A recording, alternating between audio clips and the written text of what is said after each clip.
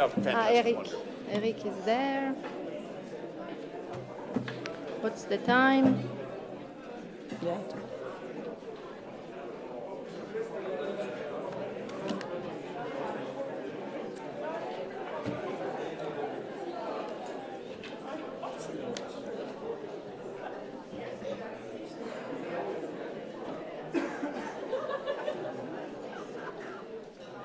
So good afternoon, everybody. If you can take your seat, so we can slowly start. Hello, Mercedes. So, full room, the best way to start an event. Okay, so welcome to today's Progressive Society event on No Territories and No People Left Behind. European cohesion policy as the driver to deliver a sustainable well-being for everybody across all Europe's territories. Long title, but really important title. So I am Annalisa Boni, I'm the Secretary General of Eurocities, the alliance of the big cities of Europe. We network the local governments and the mayors of more than 150 big cities, and we provide a platform for them to, like Mr. Kaminis, to exchange and advocate a better recognition of urban issues in the EU. So, I'm going to be your moderator for this first plenary and for the last one. Who is organizing this event? This is a very important point. It's the S&D group of the European Parliament with its Progressive Society initiative and the Socialist group of the Committee of the Regions. When Europe and the territorial get together, it's really good. It's a good mixture. The cooperation has been really good, very productive, very positive, so thanks everybody for having played the game. It's a very good feeling about it. Now, why are we here and why being here today is important?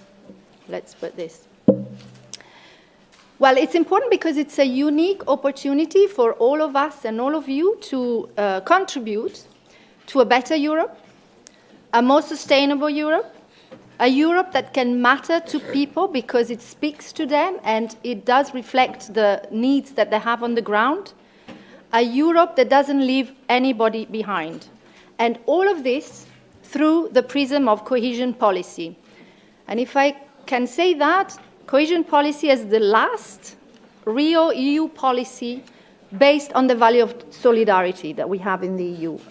And that's a value that we are slowly losing, and it's really a moment where we need to enhance it. So cohesion policy is really an important policy, and for me it's like the glue of Europe. It's got this potential, so we must nurture it. So that was the why. Now the what and the how of today.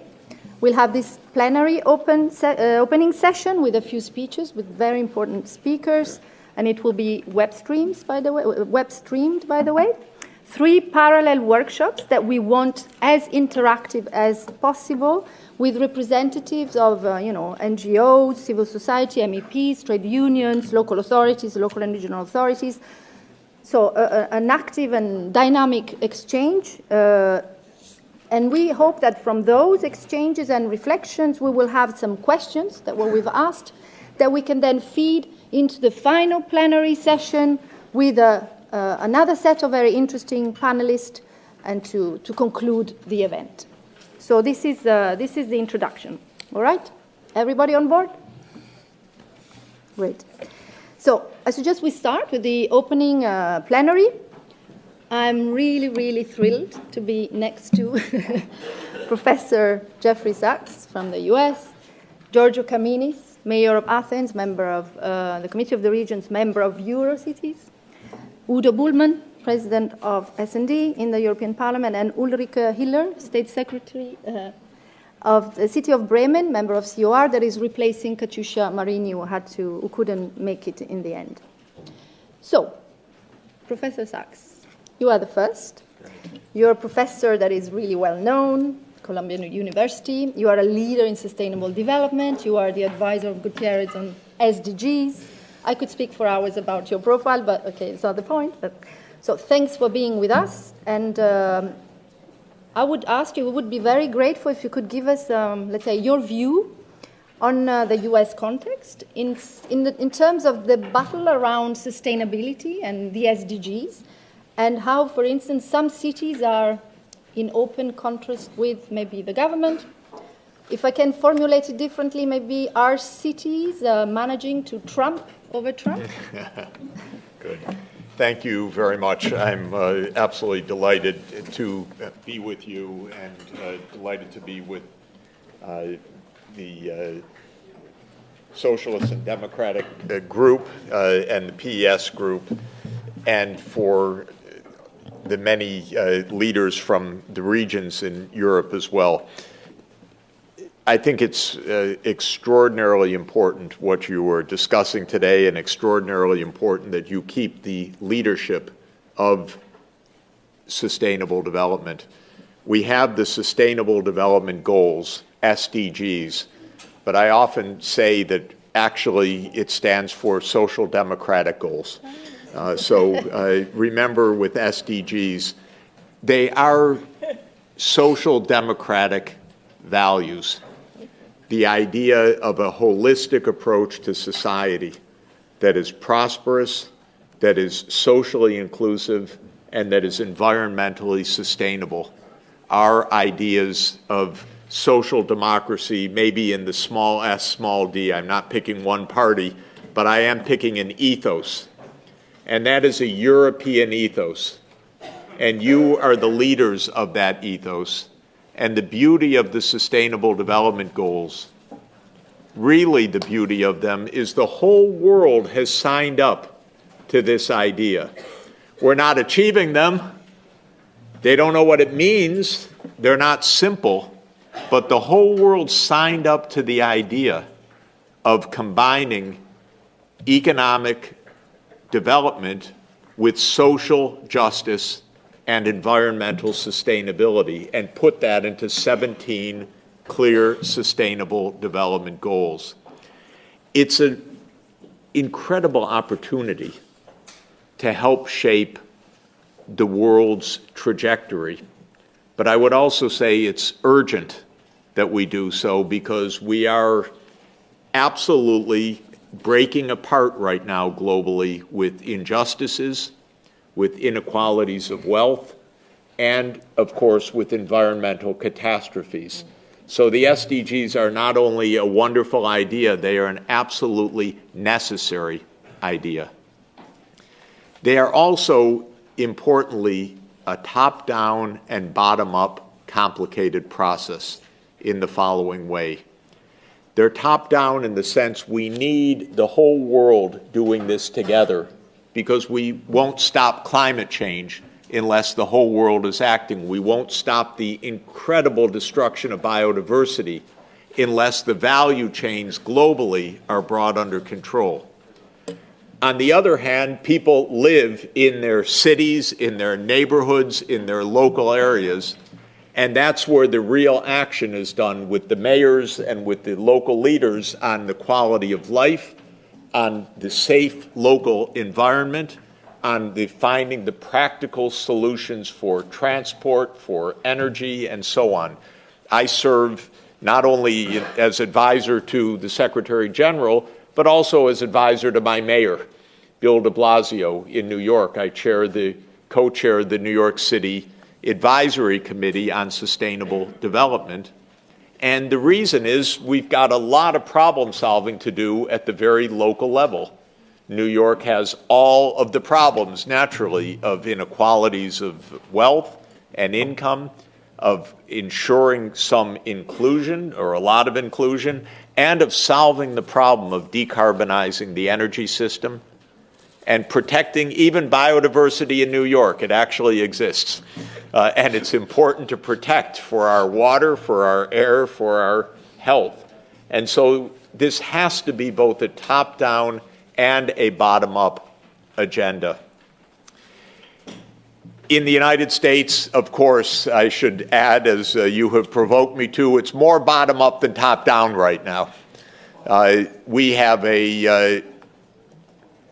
it's hard to use the right expressions in polite company for our president. But I think the technical term really is that he is a psychopath. I mean it. I'm sorry to tell you. I just want you to be on alert. We're doing our best right now. And fortunately, the opposition has taken control of the lower house, but we're not in control right now. We have, if I could use an ancient Greek term, we have an acratic president. Aristotle talked about akrasia, means a person who is not in self-control. And that is, unfortunately, it's also called incontinent mentally. That's our president right now. But we still have to go on. We're a country that absolutely needs to look to the future, and where the leadership is coming now is from the local areas. And so we're seeing all over the country mayors actually of both parties saying, this is our agenda. How could it be anything else? And even in the so-called red states, renewable energy is coming strongly. The move to public transport or to electric vehicles is coming strongly. So crazy as our national government is right now, we're actually, he can't turn the tide. He can't resurrect the coal industry, which has to be phased out, I'm sorry to tell you. And nobody can resist that, because this is the reality for our planet to be safe and healthy in the future. So nobody can stop that, no matter how corrupt or how hard they're trying to do it. And so we see a tremendous amount of leadership from the ground up. So my quick recommendations to the local leaders here, the mayors and the leaders of regions. The Sustainable Development Framework is very useful. The 17 Sustainable Development Goals are absolutely a useful framework for planning, thinking, measurement, accountability, and action. Healthcare, education, local infrastructure, clean air, protecting fresh water, making the changes to sustainable energy systems. These are things that need to be done, so they provide a framework that is important. New York City has an annual plan, One NYC, which is now harmonized with the Sustainable Development Goals in an absolutely literal way. And that turns out to be extremely helpful for the city planning and for the city organizational and managerial processes. So this is one point that I would emphasize. Second, of course, a network of cities is vital. And who invented that kind of network? Europe did 2,300 years ago, when the first university came, which was the Lyceum and the Academy of Athens. And Europe is a network of regions, and it is a network of universities, the most renowned, glorious, ancient universities in the world. And that is key for Europe as well. And I want to emphasize, because the theme here is no territory, no people left behind, the strength of your universities in each area and their connection in a European-wide network is extremely important. In the world economy today, new jobs are created by innovative firms. Innovative firms are incubated by universities. And that's why we see all over the world the pockets of innovation coming from universities. Europe has the greatest network of quality universities, and I would emphasize building on this and emphasize from the top down that part of cohesion should be very strong EU-wide research programs, even stronger and bigger and more ambitious than in the current agenda, so that you're creating jobs everywhere, creating new businesses everywhere, and leading in new technologies everywhere. And when you measure in Europe the regions that are with high employment versus the regions with high unemployment, one of the biggest differences is the amount of new patenting and innovation that is underway. And where there's a lot of innovation underway, there's a lot of job creation. There's a lot of opportunity for young people. There's a lot of economic activity taking place. And when you look at the map of where that's happening versus where it's not happening, what's interesting is that even in the places that are lagging, there are great universities and potential to join that process very, very effectively that I think is one of the greatest strengths of Europe to make sure that no territory is left behind. University of Athens, which is a fantastic place, by the way, but all through regions of relatively high unemployment now, there are opportunities to build the new infrastructure, the new technologies, the renewable energy, the IT-based service economy that is really the 21st century economy. So that's where I would put a tremendous amount of emphasis myself in making sure that all regions are prosperous. Let me say a word, though, about cohesion from the top down as well as from the bottom up. We still don't have in Europe the kind of investment-led growth that is necessary to achieve sustainable development and necessary to ensure the dynamism so that no region is left behind. There, of course, was an investment program in this commission, but not dynamic enough, not large enough, not bold enough, in my view. Europe, like every other part of the world, needs to decarbonize. Europe, like every other part of the world, needs to move to electric vehicles, smart vehicles, public transport in new ways. Europe, like every other part of the world, needs new environmental protection. In the United States now, we're calling it the Green New Deal to refer to the next New Deal after the great New Deal of Franklin Roosevelt. And it's going to happen in the United States because we're going to beat back the reactionary politics that we have right now also. But in order to have that kind of Green New Deal or Europe's sustainable development, we need investment-led growth that is championed by European-wide institutions. And what I'm hoping is in your new budget, 2021 to 2027, you have a larger budget. Europe is running on too small a budget right now. 1% of GDP will not hold Europe together, will not keep the cohesion, will not keep the dynamism. So we really, for the whole world, also because I love Europe, obviously, we need a stronger budget, a larger budget, more investment, and joining the initiatives from the regions with a framework that goes across all of Europe. And so I started this morning, and I'll end with these remarks, I started this morning talking about the Commission-wide framework, urging in May, in the elections, and in the future, a very strong Europe, because that's what Europe needs for its own well-being and what we need for global security. And I said, don't depend on the United States anymore. We can't, in the United States, depend on the United States.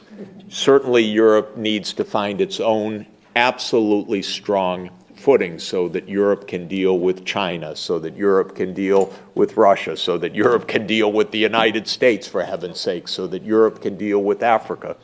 We need a very strong Europe. That's the top-down message. But the strength of Europe is the wondrous strengths of the regions of Europe. with their long history and their incredible institutional vigor. And that joining of Europe's strengths from the center and Europe's strengths from the region, I think, is key. And I'll just end by pleading with you. This global agenda is your agenda. There would be no sustainable development goals without European social democratic ethos. And we have the idea, but it's under huge attack by the nationalists, by the reactionaries, by the corrupt politicians, of which my country is specializing these days. And we need to keep the good idea in front of social justice, environmental sustainability, prosperity that's shared, no one left behind. You're the group to do it. Please do it. Thank you very much.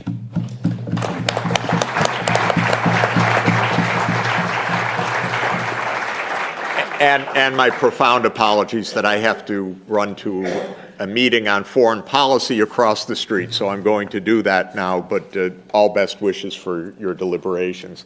And Mr. Mayor, wonderful to see you, and I love Athens and I love Aristotle, so I can't wait to be back. We're waiting for you. Great, thank you. Okay, thank you for this privilege, even if it was just for 10 minutes, but very, very important recommendations. SDGs are a complex framework, but we must use it. It's the only way forward. Thank you so much, Lisa. Innovation goes with employment, so let's build on universities. And can cohesion policy in the EU push for a European Green New Deal? Let's make it happen. So 3 important recommendations that can, now move to Georgios. Georgios is the mayor of Athens since 2010, right? 2011. 2011, sorry. He's a member of the COR and also as Eurocities, as you said, my favorite. You bring here and to Europe an incredible experience, quite a unique experience, I would say. You are the kind of living experience, if I may say that, of a humanist urban policy, yeah? Despite the so many challenges. Again, you trump over austerity. You won lots of prizes on innovation in many fields, internationally, at the European level, despite all these difficulties. And you dared even to do things like, welcoming and integrating refugees, when other mayors lost elections and had the population completely against them. So you made magic. What is the recipe behind that? Can you tell us and inspire us and support us? I will try to explain. Well, thank you, Annalisa, dear Udo, dear colleagues, dear Katyusha. It's always an honor to take part in discussions among such distinguished guests. And it's an honor because it gives me the opportunity to share with you the example of my great city and try to link our local experience to the ongoing European debate about cohesion politics and its merits. But first, let me draw on a personal anecdote. Just 2 days ago, back in Athens, I was participating in a discussion about the future of Europe. It was a long, sophisticated exchange between EU experts, distinguished professors, and journalists. And then, during the Q&A session, a young man, not more than 25 years old, took the floor and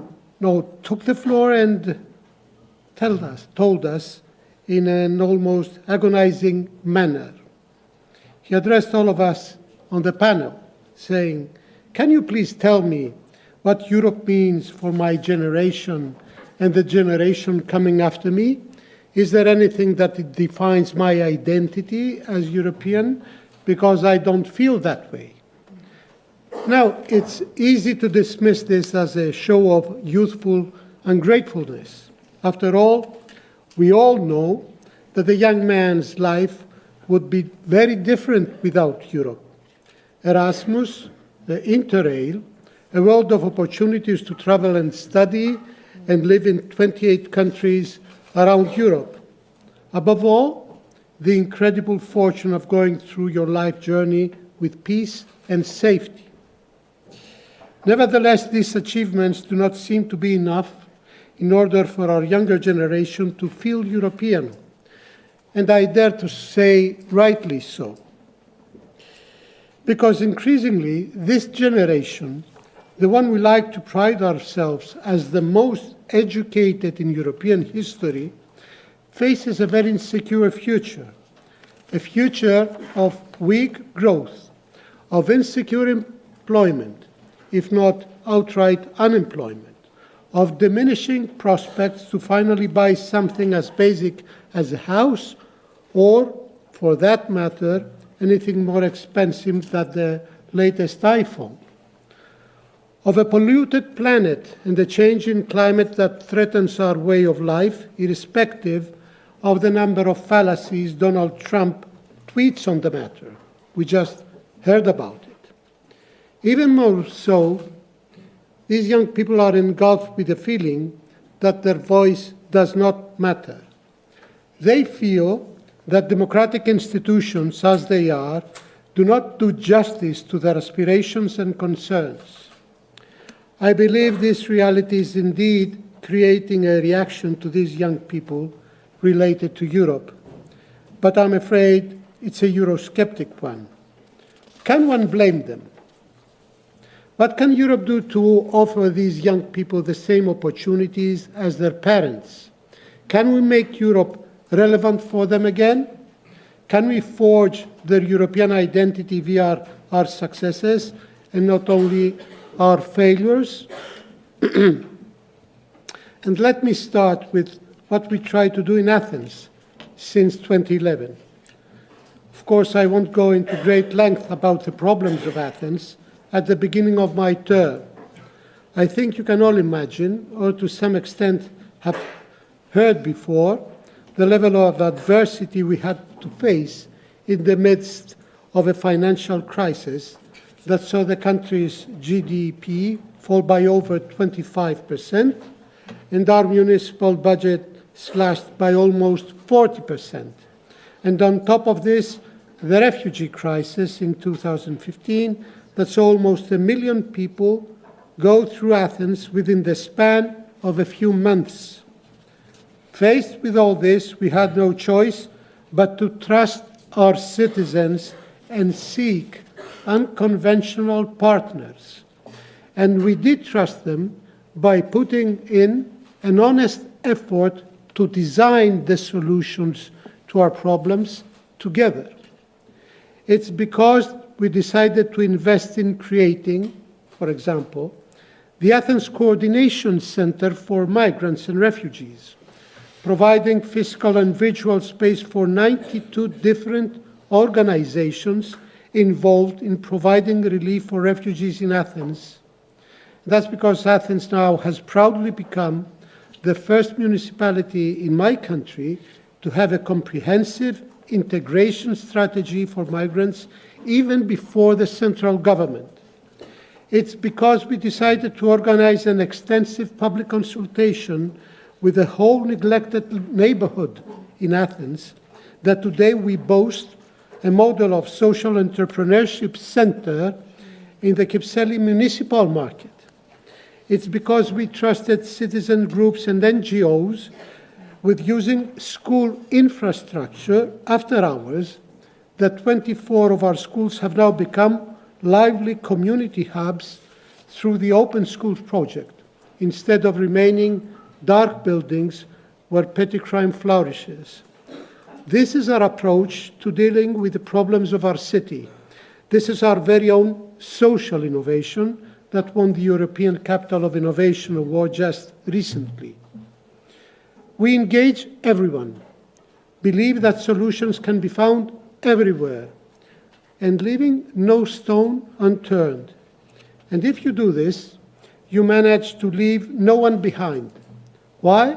Because everyone has a stake and a personal investment in what happens in the city. Now, how does this local experience relate to the European Union in general and cohesion policy in particular. As a mayor in a struggling situation, I always thought Europe to be an ally. I always felt the EU to be on my side. Emblematic public projects like the Serafio Cultural and Sports Complex or the Kypseli Market, as I already mentioned, were completed almost fully with European funds. Through our participation in European fora and networks in the EU's urban agenda, the continent's collective wisdom has been made readily available to us to use and expand and even improve. But we turn to Europe not only for the funding and exchanging best practices. Europe should not be solely seen as a distant toolbox to use when at need. Our relationship is deeper and, I can assure you, more personal. For us, Europe is more like our childhood friend to whom we turn for advice, and sometimes, in the darkest moments of my city, we seek comfort from our problems. We know that cohesion policy, since its inception, has been the policy instrument to enhance the Union's redistributing capacity. At the same time, it's the EU's main investment policy and therefore a major driver for job creation, sustainable growth, and innovation in Europe's diverse regions. In essence, solidarity between richer and poorer member states and regions becomes an aspect of our European identity, our European way of doing things. But since 2008, cohesion policy has an added layer of significance. It has become an instrument of soothing the pain of the losers of the financial crisis, the people who have been left back. Cohesion policy should also adapt to our new realities.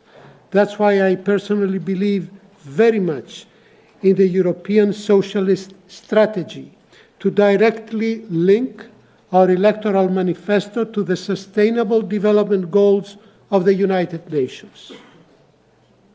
We need to steer cohesion policy to the issues that will affect our citizens in the future: sustainable development, social innovation, immigration, job security, growth and prosperity. This is the core of European values. We need to renew and strengthen our partnership with workers and their trade unions, employers and business, civil society, NGOs and local citizens groups, as it also mentioned in the Sustainable Equality Report of the S&D Group. We need to match this new cohesion policy with Europe's ambitious targets on the climate change. Climate change is a defining issue, and it's especially unfair to younger generations if we fail to act. A carbon-neutral economy by 2050 cannot come without the necessary investments in research and infrastructure. Our regions and cities will not become resilient to climate change shocks without the necessary funds and partnerships to address this challenge. And we need a new cohesion policy that acknowledges and reflects the ascendance of the city as a political actor. Cities, I can assure you, are ready and mature to manage cohesion policy funds directly. This way, they can create their own plans and enforce them according to their own needs. We have to show determination.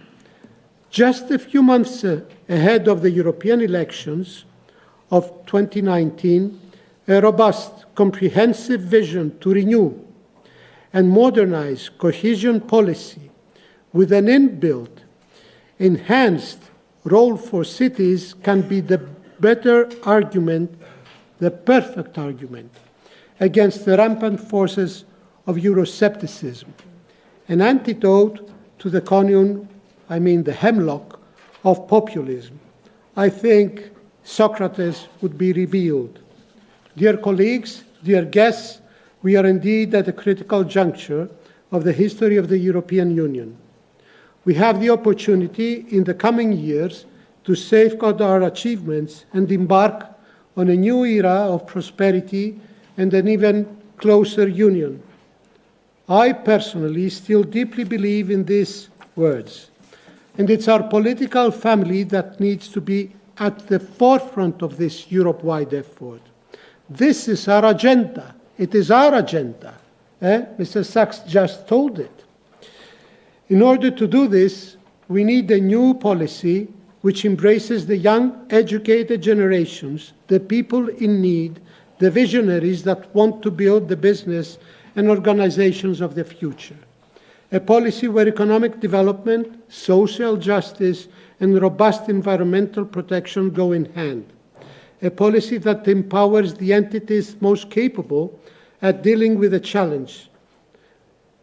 What is the challenge? Our great, diverse, innovative, progressive cities and regions. Or, as Jacques Delors put it when he introduced cohesion policy in 1988, we need a new break in the clouds. Thank you very much.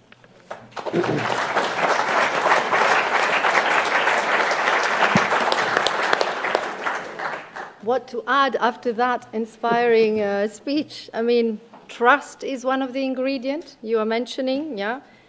Trust with all citizens to co-create solutions, yeah, with them, not to think that everything can be done within the administration, everything is outside. Let's use it and build on that. Co-creation, leave no stones unturned. That's very important. Solidarity with everybody. Cohesion policy as the glue, as the instrument, the right instrument that can deal or should deal, especially the future one, with the new reality. And in that respect, cities are in this new reality and they need to be able to manage the funds, plan the funds, and so on. So, well, thank you very much for this inspiring speech. You'll stay with us for another bit? Great. So now, before we move to the workshops, the parallel workshops, I'd like to give the floor to other two important people. Udo Buhlmann, president of S&D, and one of the initiators of the report that you just mentioned, Towards Sustainable Equality, which says, in a nutshell, that it's important to change now our economic model towards one that puts the planet and people first, right? We need a fairer, more inclusive society that protects the weakest. We need to treat the environment with more respect.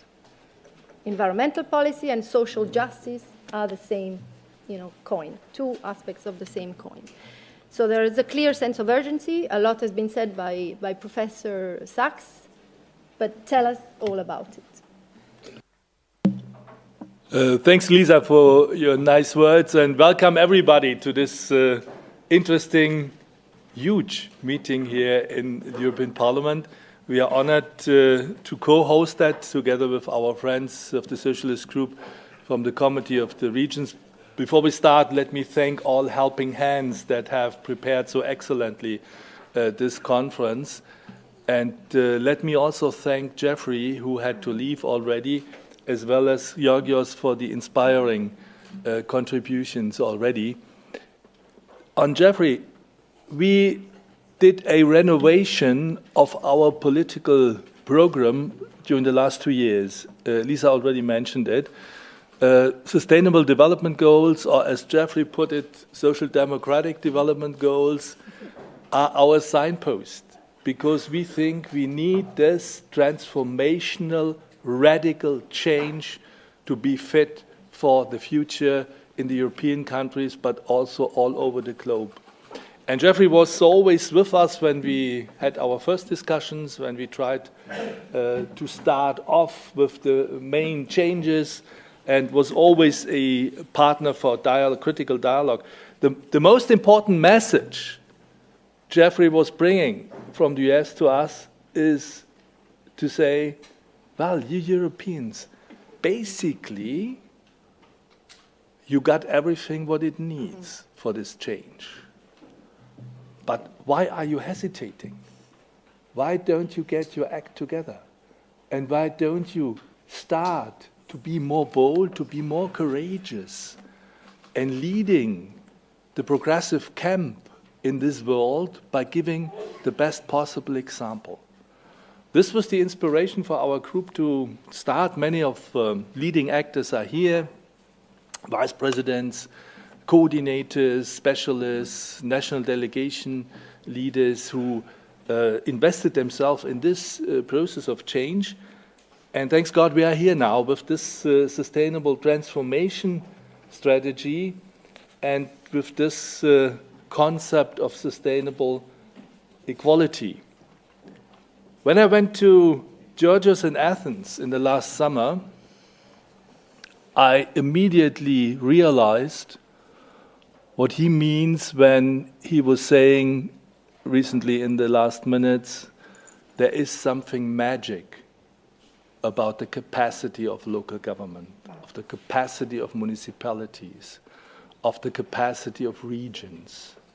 We were going to the regions in Attica where we just had that cruel burning of the woods, which cost many, many lives. And he was showing me in this whole disaster how to rebuild the area. And he was explaining to me in the areas I had the responsibility as the mayors of Athens, and my people were in charge. We organized everything for the youth camp, for instance, we were in command of, so that no young person was killed because our public transport was excellently functioning. This is a great message from the south to the north. Yes, we can do it. Yes, we get our act together. Yes, municipalities are responsible actors if led by the right persons. And let me expand it to all the other examples we could talk about. If you see, I really believe there is a magic element of bottom-up of regions. If you have in an over-complex world the accumulation of problems, the accumulation of crises, many, many times, and you have all the assets it needs, then you can, by example, lead and show how to overcome and how to find tailor-made solutions. This is indeed the magic of the region. This is the magic of the local entity. And we have in the tradition of the labor movement many, many good examples. Look at Vienna in the era between the First and the Second World War and the social housing policy of this great city. Look at Bologna, which gave a path to a new way of thinking of left-wing politics in the regions. Or I went recently to Sicily under the conditions of the new government, the right-wing government in Italy, and it was the local mayors who gave example to be in solidarity with the refugees. The local people can act if we only allow them to be inspired and to be ready for action. And this is our political program. We have to bring together the political layers, the macro, the meso, as well as the local one. In this parliament, we still are working on legislative files. The Krehl report will be, Constanze is here with us, will be discussed and decided next week in Strasbourg. It's about a new rule book for the 7 funds for cohesion policy, very decisive document. And Constanze, I only can praise her. She has been working now for 15 years in this policy area. Sometimes we call her the cohesion queen because she did so marvelously in the last years, bringing progress to the politics here in the House. Yes, on the local level, you can see each and every euro you invest is going to multiply to an investment of 3 euros. So you can organize change by putting the money in the right places. Yes, you can see in this policy field of local politics, of regional politics, you have to do the right choices. Please promote, as Gorgos was telling us, Jeffrey was telling us, the right technologies for the future. Do not allow ourselves to invest in the past. Let us invest in the future. This is the right choice to be made. And thirdly, it's about inequalities. Many, many regions and people in that regions feel left behind. And if we do not organize solidarity, if we do not organize better equality in our territories, many good citizens tend to fall victim to the right wing, those who preach hatred, those who divide their people, and those who are anti-Europeans because they explain to their people nobody is interested in your situation. So we have to fight spatial divide, we have to work for better equality, and this today is our call to action. No territory and no people left behind. This is at the heart of our progressive vision. Thanks for coming. Also Ulrike, who will address us very soon. Ulrike, Secretary of State in one of the most beautiful cities of Europe and Germany, Bremen. And I have to say that because I dearly believe it, being host to the best German football club, which I support dearly. And I'm looking forward to her contribution. Yes.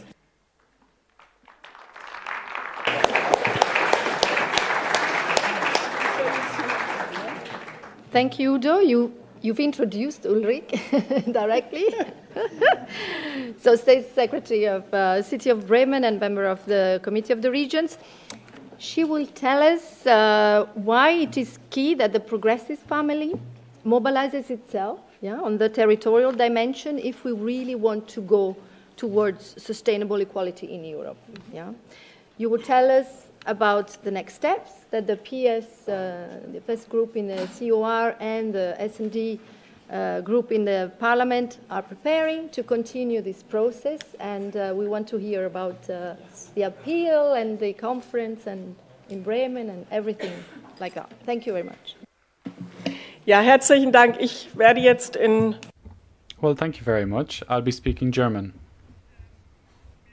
Now, I would just like to begin by saying thank you very much to Anna, Udo, and Georgios. It's very much a great honor for me to be here. I wasn't supposed to be speaking. Katusha Marini was supposed to be speaking. Now, she is head of our group in the Committee of the Regions, and she's also rapporteur for the framework conditions for cohesion policy. However, given that Katusha couldn't be here because she had to travel back to Umbria, the political situation is probably well known, generally the situation in Italy, but also as regards the relation between the government and the region are particularly strained at the moment.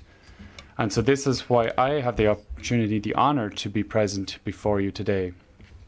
And this is not just because of the fact that Bremen is involved in this and has the most successful football team at the moment in Germany, but it's also because of the fact that I represent Bremen in Brussels and have been doing so for a number of years, particularly working with worldwide partnerships.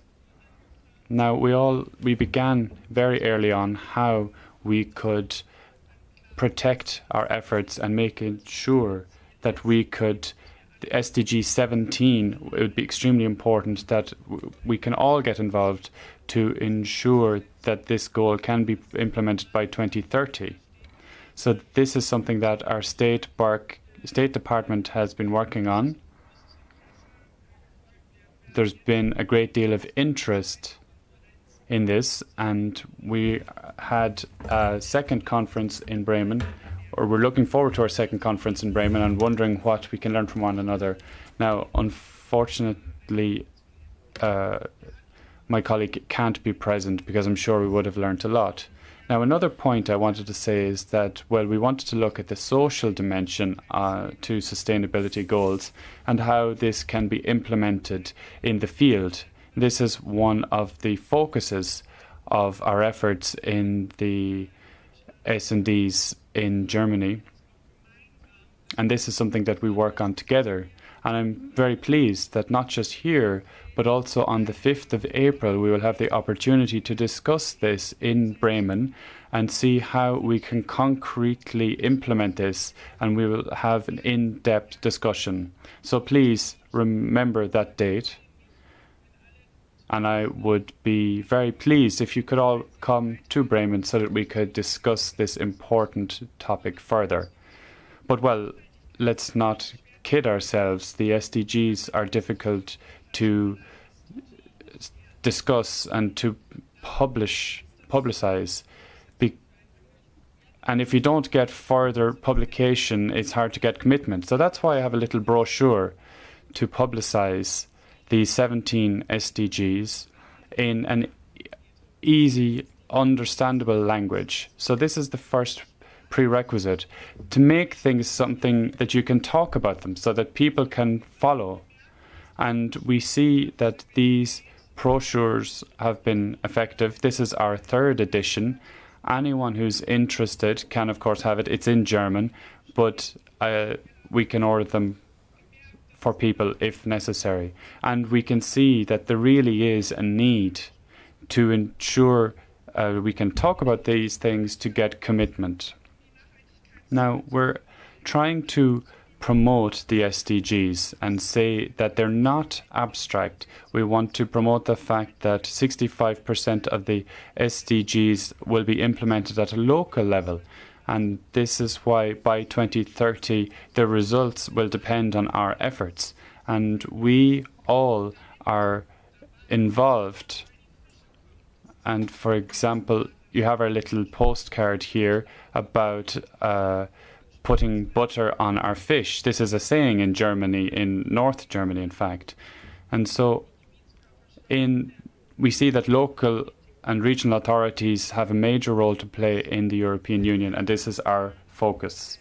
Ladies and gentlemen, we've already heard that the Queen of Cohesion Policy is present, and I'm pleased about this, but cohesion policy is itself extremely important to us. It's an important instrument. 350 million euro. This is a huge amount for the cohesion policy. And in the European report from Constanze Kreht, we will be voting on the future cohesion policy, and it's very promising. Now, in keeping with the previous opinion of the Committee of the Regions, the European Parliament will call for 30% rather than 25% as proposed by the Commission of the budget to be invested in climate protection. And the framework conditions enshrines this expressly as a priority of cohesion policy. This is a major opportunity for us to ensure that projects will receive greater funding, for example, of moving away from fossil fuels. So that was the overview. Cohesion policy will be the first policy area of the European Union where fossil fuels will be excluded, and this is a major development. In addition, we need to ensure that national programs in future will be oriented on the national climate programs in order to achieve the 2030 SDGs. Now, as a social democrat, I think it's very important. We all need to work together to achieve these goals, but at the same time, the social issue is particularly important to me personally. So we also see that there are needs in the field and how citizens can get involved.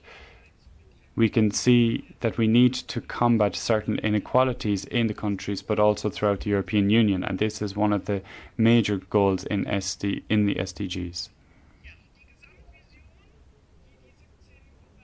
The overview of these 17 SDGs will require a lot of energy as well as the involvement of civil society. An overview which ensures that SDGs involve not just cohesion policy, but all areas of government efforts, as well as the aspects related to the European semester.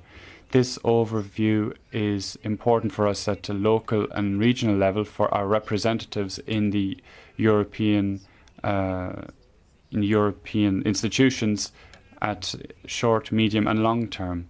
We had a recent report on ensuring gender equality in these, and I really think this report is excellent. We had a multi-stakeholder platform of the European Commission on sustainability, and we are combating for a sustainable approach in cohesion policy. And on the 5th of April in Bremen, we will be calling for a paradigm shift in the European Union. And we will ultimately use all of our efforts to ensure that the incoming European Commission will look at the most comprehensive version of our plans on sustainability. So we are the representatives of SDG goals in our regions. Thank you very much for your attention.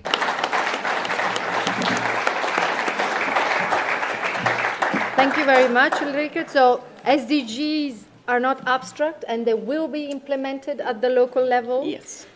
Local authorities have a great responsibility in that, but they need to be supported by, for instance, cohesion policy that therefore has to reflect these challenges and be able to be bold and strong on the social element and the climate element.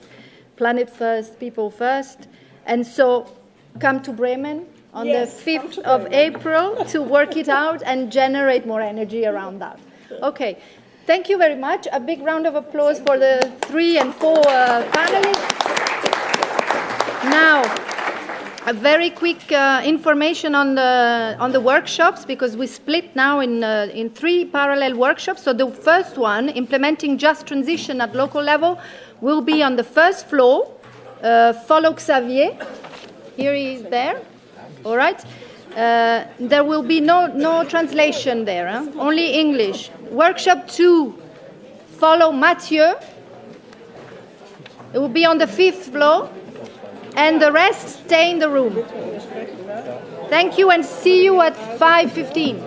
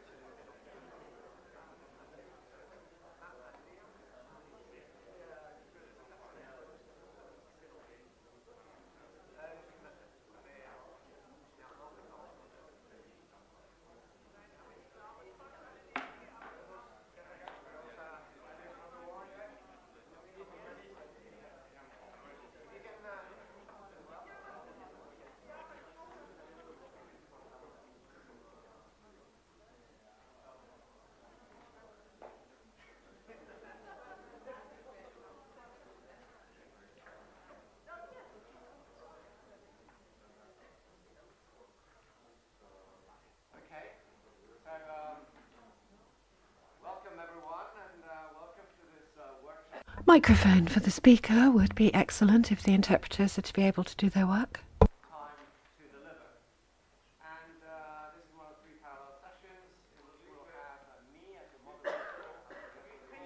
The interpreters are unable to work if people don't use the microphones. I'll start again. So welcome to the session of Workshop 3 on convergence between and within European territories, time to deliver. And we have a very strong panel. I am with you, your moderator today. My name is Andrés Rodríguez Poza. I am a professor of economic geography at the London School of Economics in London, in the UK. And I have been a member of the Independent Commission on Sustainable Equality. We have 3 speakers that are going to be talking about the issues and discussing, hopefully, the challenges that we're facing in terms of delivering greater cohesion, greater convergence. Juan Espadas Tejas, who is the mayor of Seville and has been a member, or is a member of the European Committee of the Regions. We have 2 representatives from Estonia, Margit Tago and Kristina Avdonina, who are coordinators of youth policies at the Johannes Mikkelsen Keskus, or Johannes Mikkelsen Center in Tallinn and Tartu. And by now you know her, because she did a brilliant presentation right before. We have Ulrike Hiller, who is the Secretary of State for Federal and European Affairs and Development Cooperation at the Free Hanseatic City of Bremen, and is also a member of the European Committee of the Regions. Finally, last but not least, we have our rapporteur, Eric Andrieux, who is the Vice President of the Socialists and Democrats group and is in charge of the budget, agriculture, cohesion, and of course is a member of the European Parliament. Let me just try to frame what is, I hope, is going to be a very rich debate. In the European cohesion policy, Europe has given itself the largest development policy in the world. Europe does more territorial development than practically the rest of the world combined, although in many parts of the world, especially in Asia, but increasingly in Africa, and there are movements in that direction, although not from this administration, but from many people in the US, there's increasing interest to doing territorial development. And this year is the 30th anniversary of the reform of the structural funds in 1989, a reform which brought the cohesion policy to the fore as one of the main policies, at least in budgetary terms, in the European Union. And in those 30 years, there has been a lot that has been achieved. Many areas of Europe, many cities, many regions, many countries have done relatively well, have converged towards the average. There's less poverty. There has been dynamism, especially in many parts of Central and Eastern Europe. But when you take a look at the panorama of what's happening within countries, the view is somewhat more nuanced. Because if you take a look at the map that you have in front of you, this represents the evolution of regional disparities within countries between 1991 and a few years ago in 2014. And what you have there in dark grey are the regions within a particular country that in that period have grown above the national average. And in light green, the regions within a country that have grown below the national average. And there you have 2 types of countries. One that I'm going to focus in a moment on France because it's the most clear example, but would apply to places like Portugal, would apply to places like Greece, Sweden, Finland, Denmark, to a large extent Romania, but also Slovakia, the Czech Republic, and many others, in which there's virtually only one region that in that period has grown above the average. In the case of France, until the recent reform, there were 22 regions. Of those 22 regions, over that period, which covers basically since the reform of the structural funds, there has been only one region that has grown above the average, and that has been the Île-de-France, the region of the capital, the region of Paris. The second model is the model that we can see, for example, in the case of Germany, in the case of Italy, in the case of Spain, in the case of Austria, in the case of the UK, is slightly different. It's not just one region, but it's basically many of those countries. The regions that were above the average 30 years ago are the ones that have grown above the average, despite the fact that most of the emphasis has been in areas that were poorer and were below the national average at the beginning of the period. So what we're having is this mixed image. On the one hand, some positive in terms of convergence at the level of countries, but also the challenge that territorial inequality, especially within our countries, is growing. And that has important implications. On the one hand, economic implications.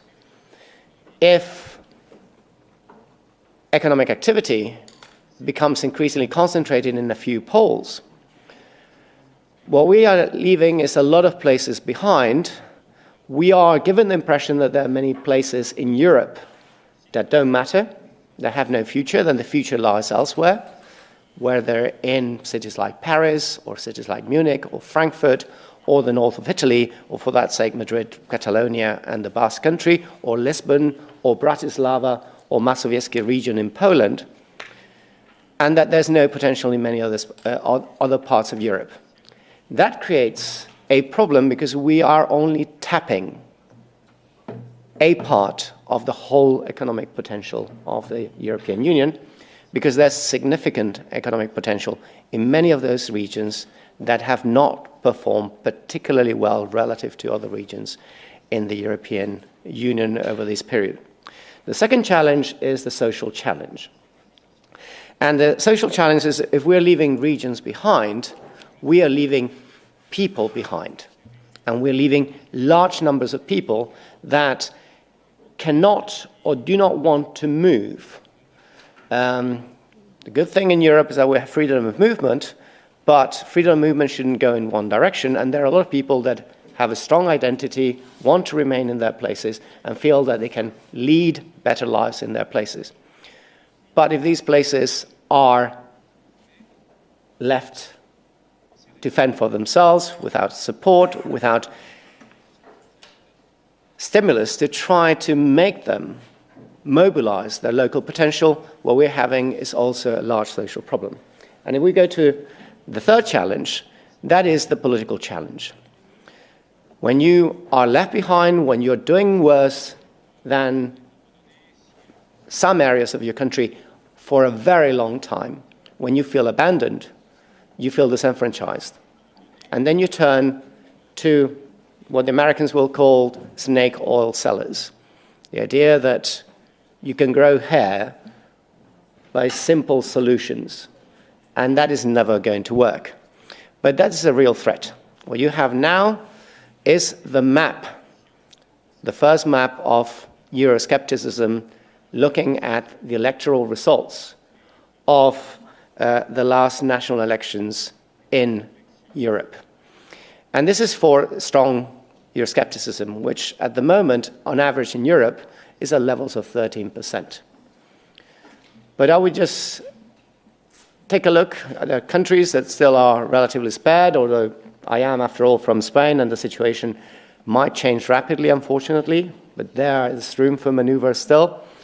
But if you take a look at the countries in purple, those are the areas where the vote for parties that are strongly opposed to European integration is above the average.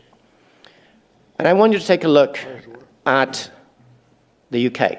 The UK is, unfortunately, hopefully there might be a change, but unfortunately leaving the European Union in less than 2 months.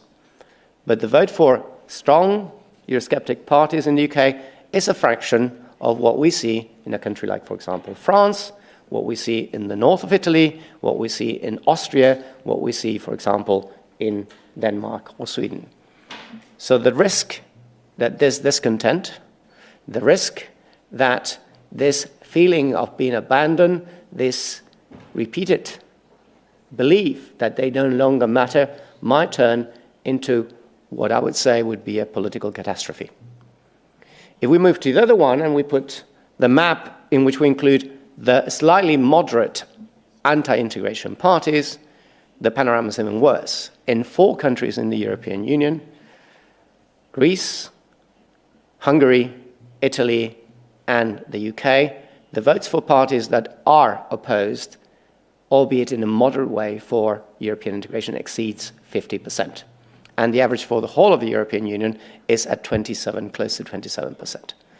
So there's a big challenge, and this is where this panel, I think, can try to not just analyze, but also bring solutions about what can we do in order to address this threefold channel.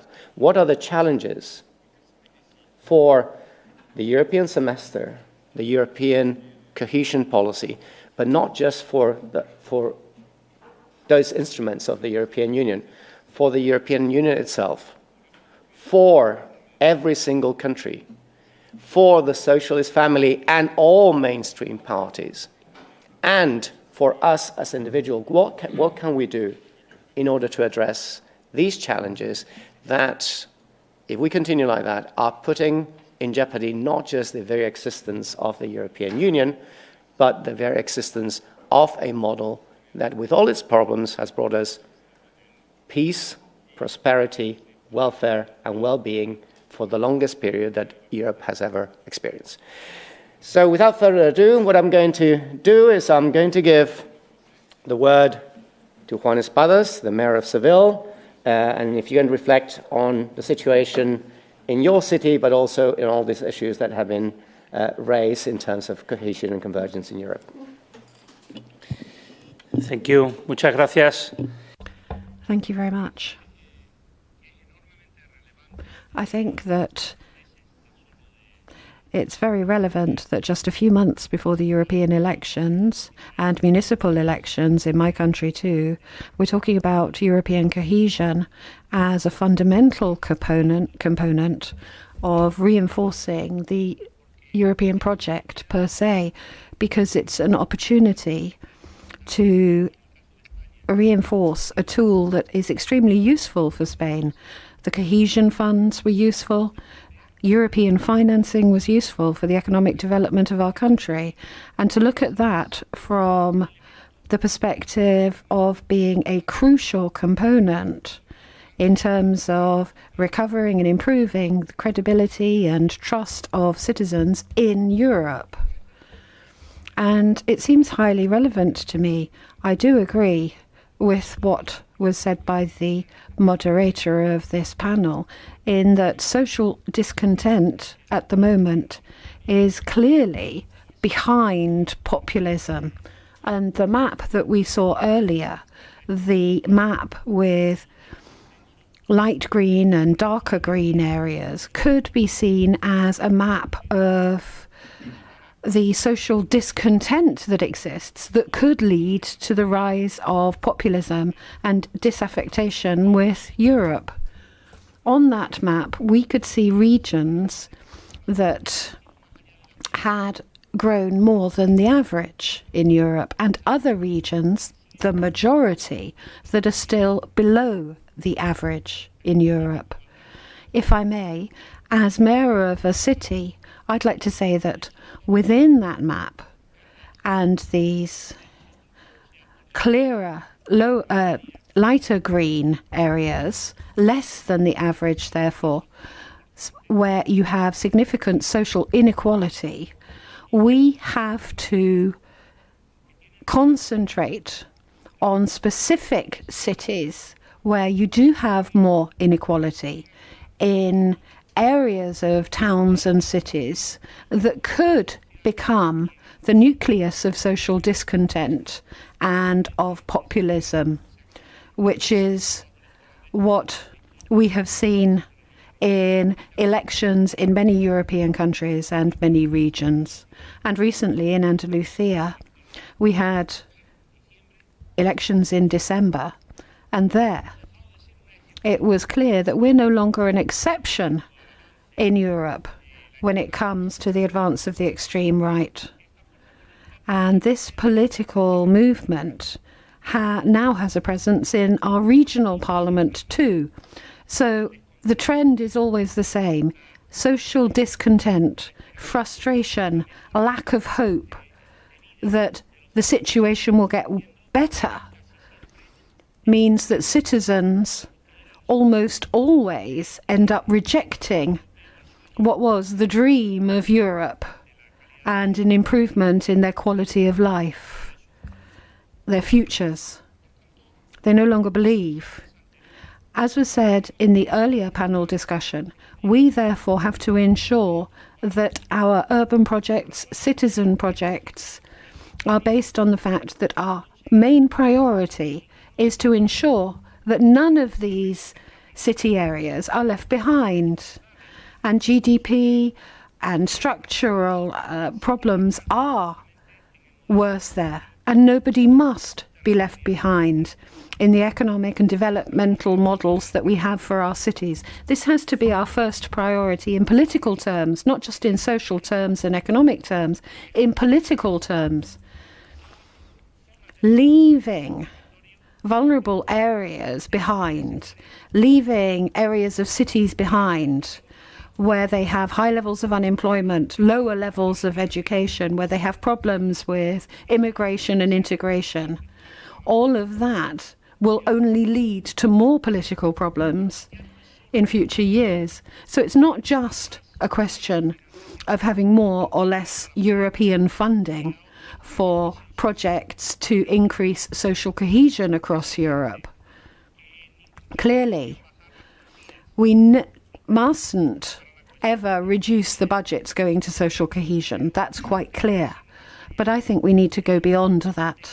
What we need to do is to convert cohesion policy into a lever for change in the way in which we organize our states, so that the local administrations, the town councils, can have more flexible and more genuine access to cohesion funds for their development policies. At the moment, there are major difficulties in ensuring that state policies, including regional policies, actually do reach the main areas of social inequality in our cities. And it's the town councils that can help in identifying the areas where social inequalities are worst and targeting policies to ensure nobody is left behind. The paradox is that the town councils themselves have very little local funding and often less powers than they should have to change the reality on the ground. They lack powers in education, employment, or the economic powers to introduce initiatives that will transform the situation on the ground. We need to coordinate with the regional authorities, therefore, as well as with the governments, the states. But those are the major difficulties encountered in accessing financing for projects and funding from social cohesion funds. So we also need to work on changing the organizational structures when we present projects for urban development projects. I think that what we are doing now, ensuring that sustainable integrated urban development projects are worked on to identify social equality problems, environmental problems, infrastructure problems across Europe. But I think this model of financing of projects needs to be extended to areas where inequality is highest. And I'm not just referring to income levels per head, but also indices measuring social discontent, such as unemployment levels, such as educational attainment levels, such as accessibility to education and integration of the immigrant population in some areas. And as such, I think that we also need to be making an effort to develop other kinds of urban strategies that prioritize the involvement of citizens in decisions and in funding of projects in their areas, in the places where they live. It's only if citizens become protagonists and stakeholders in these projects that we will be able to ensure that they see that Europe is behind these projects, the European institutions are behind these projects, that they themselves will feel ownership of these projects. Citizens need to be at the heart of this, not just as beneficiaries of aid and assistance. They should be the people who genuinely implement these projects so that they can be independent in the future and achieve the levels of prosperity and well-being that are vital if we are to genuinely achieve social cohesion. I think, therefore, this is an interesting panel discussion. We should have an exchange not just of experiences, but we should also talk about success stories where they exist in cities. And then they can be applied in other areas of Europe, not just exchange experiences and talk about European funding, but also develop specific projects that worked in a different area of Europe, in social innovation, for example, to transpose those involving the local population to other areas where they could also be a success story. Thank you. Thank you very much. You have mentioned in your intervention, apart from having a more flexible access to cohesion funds, the idea that we need to go beyond the focus on GDP and concentrate on issues like unemployment, skills, and integration, which I think are issues that are dear to our next presenters, who are Margit Tagel and Kristina Avdonina, who are coordinators of youth policies at the Johannes Mikkelson Keskus in Tallinn and Tartu. Please go ahead. Yes, thank you. Good evening to everybody, and it's very nice to be here. And we kind of come in from other and different level door. We represent a small NGO in Estonia, in Tartu, and in Tallinn from this year. And we represent a good example of European Social Fund project. And we talk about cohesion more grassroots level and about nobody left behind. Could we have, yes, thank you. My name is Margit, and I work with this project, Inspiring Work for Youth. It's directed to young people with age 16 to 26 who are not studying and not working at the moment. And other target group is with parents who has been at home at least 18 months and with one child under 8 years at least. And this project is a continuation of 13 years lasted European Social Fund projects. They have been very successful. And my colleague Kristina, he's working in Tallinn and beginning a similar project, Step to Estonian Work Life. Please, would you? Yes, hello from my side as well. As Margit also already mentioned, a microphone for the speaker. Is that okay now? Okay. Perfect. My name is Kristina. I come from Tallinn. I do the same project that Margit does in Tartu, I do in Tallinn. So we have been quite efficient in that area, and we have been really successful in labor market integration when it comes to labor market integration of unemployed, long-term unemployed people in Estonia. So I work specifically with adults in Tallinn and in Harju County. But I also work with the Russian minority. So this is a new approach from our side because my main field of interest is actually integration and migration because I previously worked with AMIFund, and this is where I try to incorporate the ideas from AMIFund into ESF and also support Russian-speaking minority in Estonia and trying to support their integration through entering labor market. So this is shortly about my project. Yes. And now I would like to ask you, I'm sorry? Okay, thank you. I would like to ask you a question. What is common with these three world-famous persons? The right side is Estonian charismatic President Lennart Meri. The other one is famous actor Meryl Streep, and the third is Elvis Presley, yes. What is common for them? They are all expert being themselves. So that is the key point what we want to bring out from every person we work, that they should be expert to being themselves, not to resemble to anybody in the world, to find their resources, and that is our role, to inspire them. And could we have a next slide? Thank you. And how we reach our target groups, that is very important part of our projects, that we have plenty of ways to share information and how to reach, how to speak with young people, how to reach people, and we have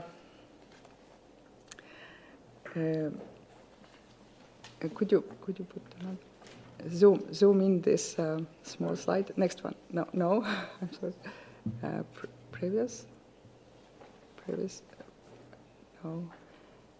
No, please. In this prezi, there is a smaller slide. Yes, that one, please. And very shortly, to speak that how we reach people, the most important keyword is low threshold effect. That means what is our strength in Estonia? That it's very easy for people to come to us, and they get all their individual and group method services from the one place.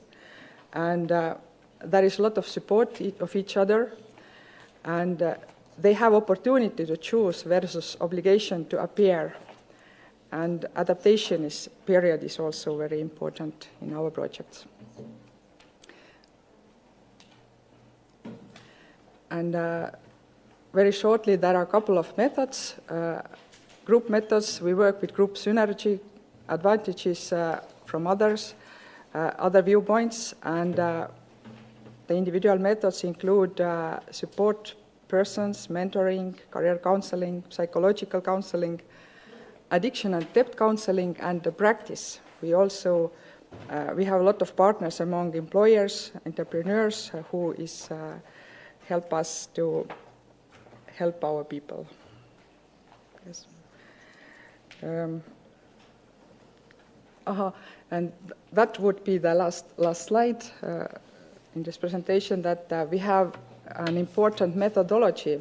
It is based on the idea that we are all equal, and it's called CARE methodology. It's the roots are in Netherlands, I think, and that is keywords like unconditional presence.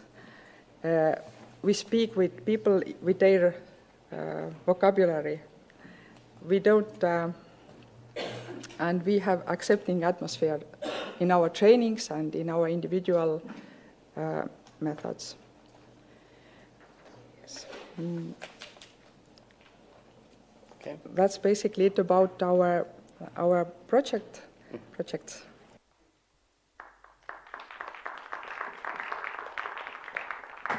Thank you very much.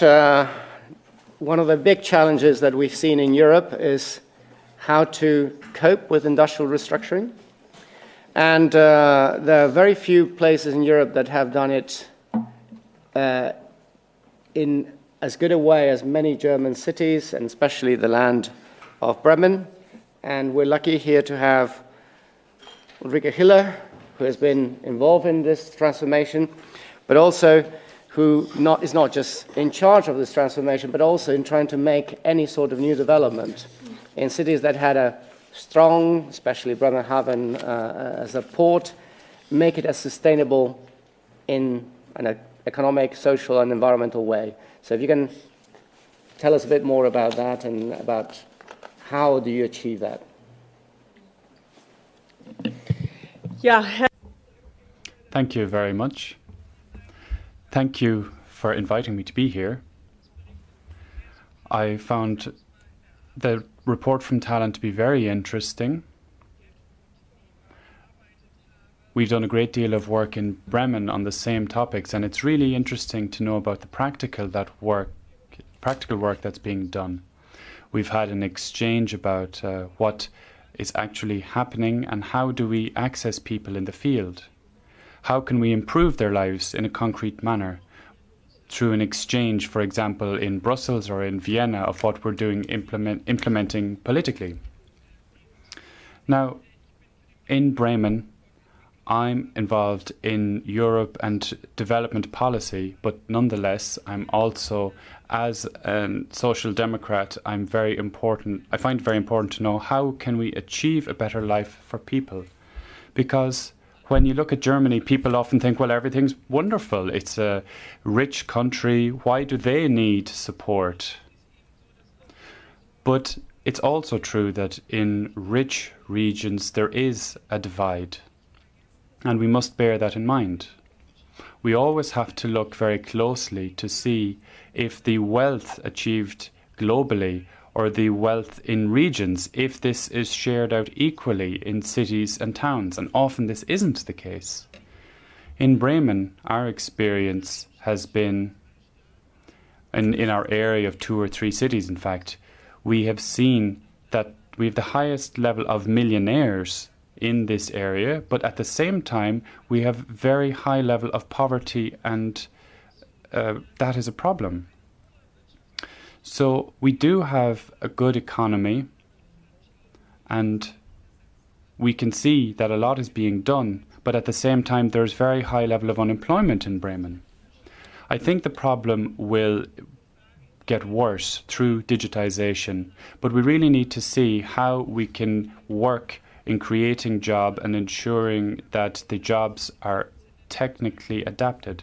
Now, I can remember there was an area where 5 people were sorting out post and so on, and these jobs no longer exist.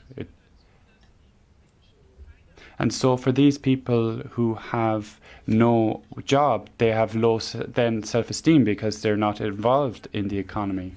And then this can often be a long, boring life of exclusion. And I can't really imagine how this must be. Now, I do work with providing advice to people who are unemployed and helping people get jobs. Now, we're not just going to talk about the social program, but I do feel nonetheless that cohesion policy is really the decisive strength of Europe to change things. And so I think it has an important role in avoiding social exclusion, avoiding poverty. In fact, poverty and exclusion exists everywhere, and this is why we need to stand side by side. Because the problem is, if we start saying, well, where is it most important to provide support, then we'll be working against one another. And in Germany, we have an approach among our federal states to work in a spirit of solidarity. And so in every region, there has to be a cohesion policy. We're not going to say east against west, north against south, city versus rural areas. Everyone is involved to support cohesion policy. We all need Europe. This is important. We need to make this clear over and over again, what Europe can do for people. And so it's necessary for us to do things that are concrete, that we can really show what Europe can do for its citizens. And therefore it's only appropriate, therefore, to divide out resources and not just to look at specific areas. It is important to look at the situation as a whole. And in the Committee of the Regions, we have been able to see some very good examples, but also see problems which can be improved. And this has helped us ensure mutual understanding, learn from one another, and see how we can be successful in ensuring the further solidarity of Europe. And this is really important to me. European integration has been important to me for many years. I can recall that earlier we always wanted to have the best examples and use it for everything. For example, if something worked really well in one country, then it became the hallmark for everyone else.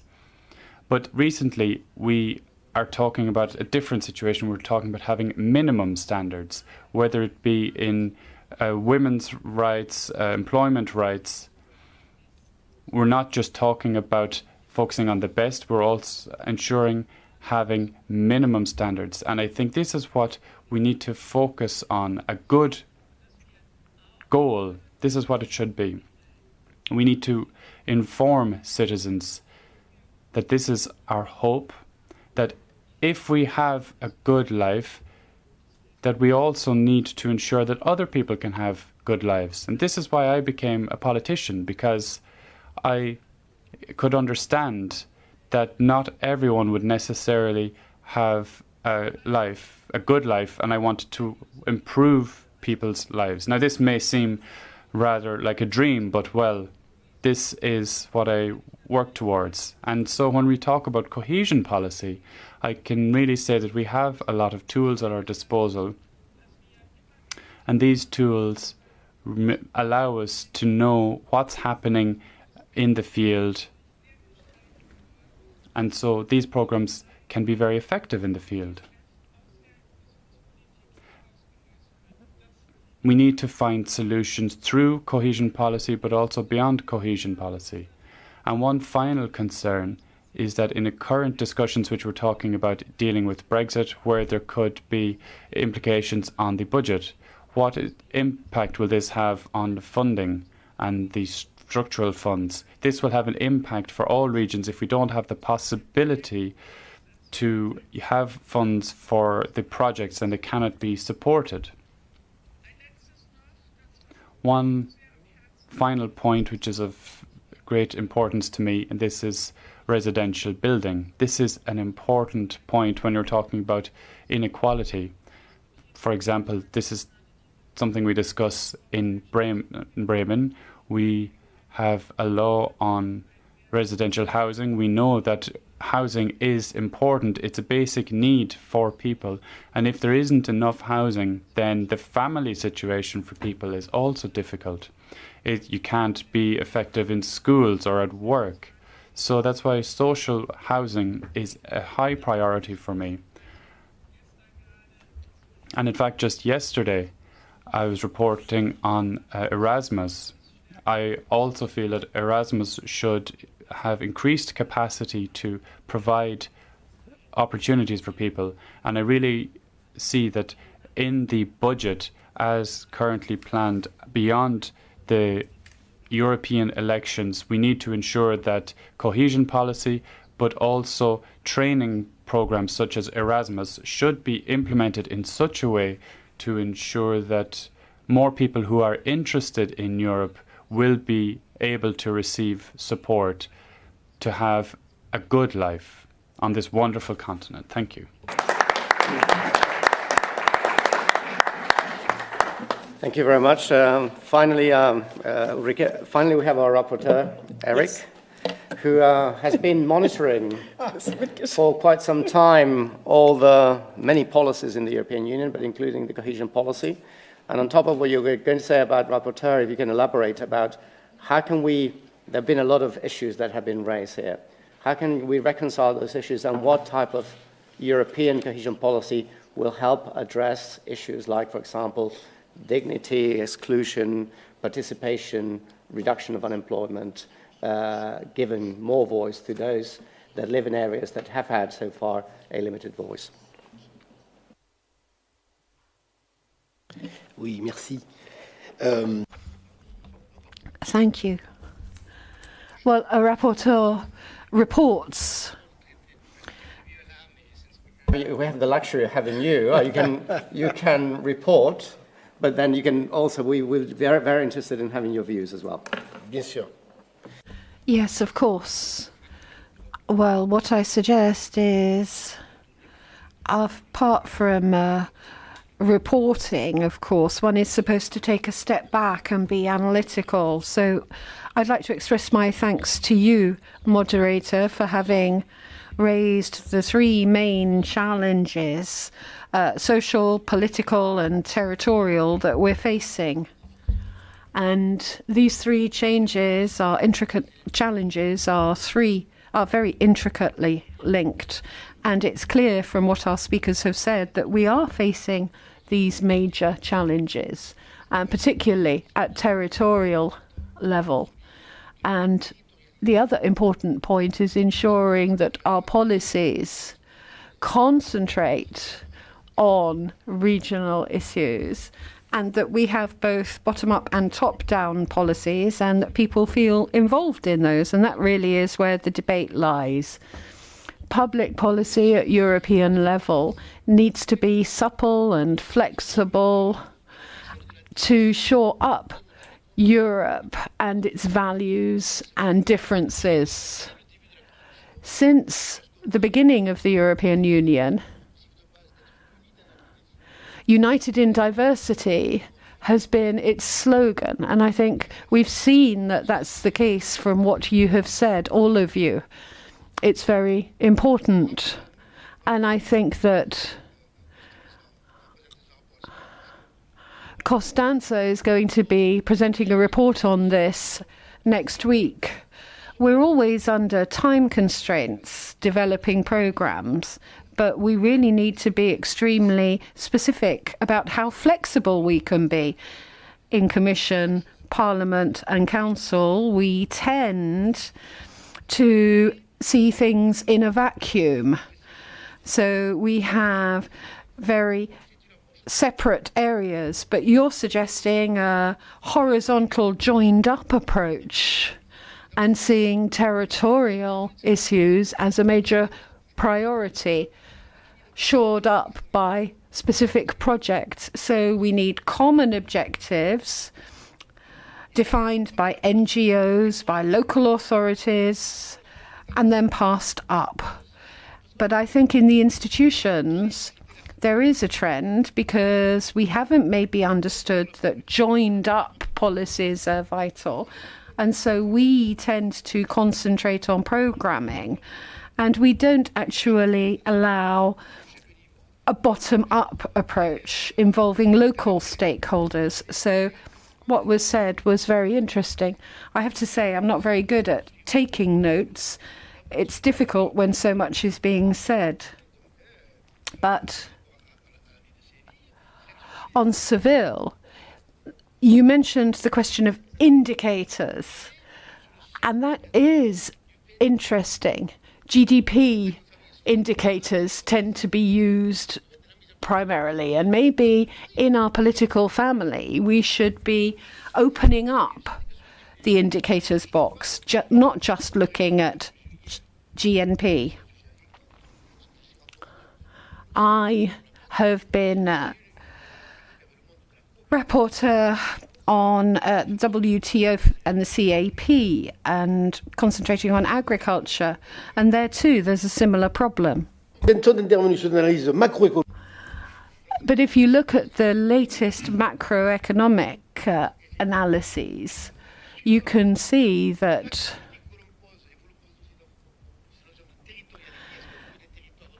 you have to first of all, decide whether you want the countryside and the regions to be vibrant or not. But if we want to ensure vibrant regions, then we need the kind of solidarity that you all described. And for that, you need the right indicators. We need more democracy in education. Cohesion policy, I think, should actually be measuring things like that. And it's quite clear that traditionally, the kind of democracy that we used to have is no longer enough. So we need more participative democracy, new forms of democracy. We need to ensure that citizens are stakeholders and decision makers rather than just seen as consumers. So we need to rethink citizenship and ensure that citizens are at the heart of what is done. And I think that's very interesting. You also said that cohesion should be a lever for changing our economic sustainability models. We're not, unfortunately, close to that yet, but we have to be close to that. And we're on the eve of elections. We're on the eve of a new multi-annual financial framework.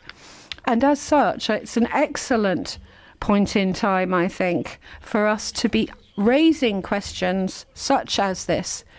The role that MEPs should play, the role that ONGs and trade unions should play, and we need to be coming up with long-term, medium-term plans. And when projects are put before programs, then that means that you're not doing things properly unless those are joined up, integrated projects, looking at all areas, housing, education, culture, social issues.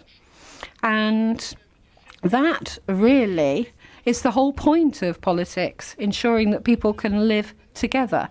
And we have to organize ourselves to do that. And public policies should have as their goal making it easier to live together. But to do that, you can't divide things into different segments which are dealt with in isolation. Housing, education, employment, they all have to be tackled together. Public policies should be dealing with these issues together. And to pick up on what was said, the role of the NGOs, it's been abandoned, at least in France. The Conservatives, the Liberals, that was the case for them for ages now. But the Socialists and Progressives really need to use any channel that's open for progress. And we don't really have the kind of networks that we used to have in the past, networks of trade unions and NGOs and of the people. All of those have been weakened. And so we don't have these intermediary networks passing on their message.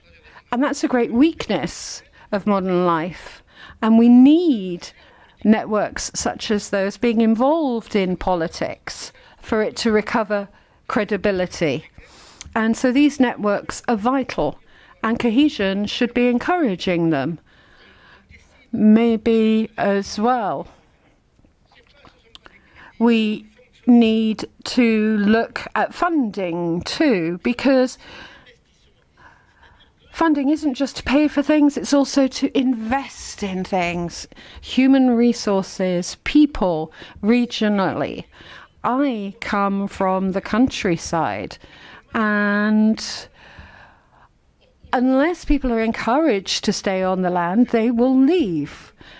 Public authorities don't necessarily have enough money at the moment to do that. And so people leave the land and the link is lost. And I think that as politicians, we need to ensure that funding is seen as investment in people. And when it comes to NGOs, it is obviously vital that they are further encouraged and more resources made available to them. And then the question was raised too of anticipating what's likely to happen. And that's vital when it comes to creating jobs.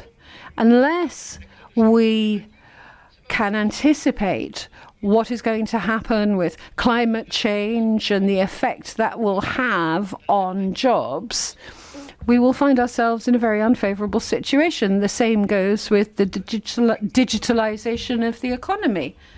So what resources, though, do we allocate to anticipating these new jobs that will develop and ensuring that those jobs will be sustainable? And NGOs have an important role to play there. Then I think that what has been said made sense when talking about an exchange of good practices and success stories. And I think that when you're acting at a supra-territorial European level, sometimes it's very easy to become detached from reality on the ground. And as such, we need a lot more flexibility in Europe to ensure that success stories can be repeated elsewhere. We need transferability. And there may be a success story in Germany, for example, that could be transposed elsewhere. And that's something that we don't do sufficiently. And I think our political family should be developing a network of good practices. And we also need to build on initiatives such as the LEADER initiative. The first generation of LEADER built up a network of rural development and financed programs.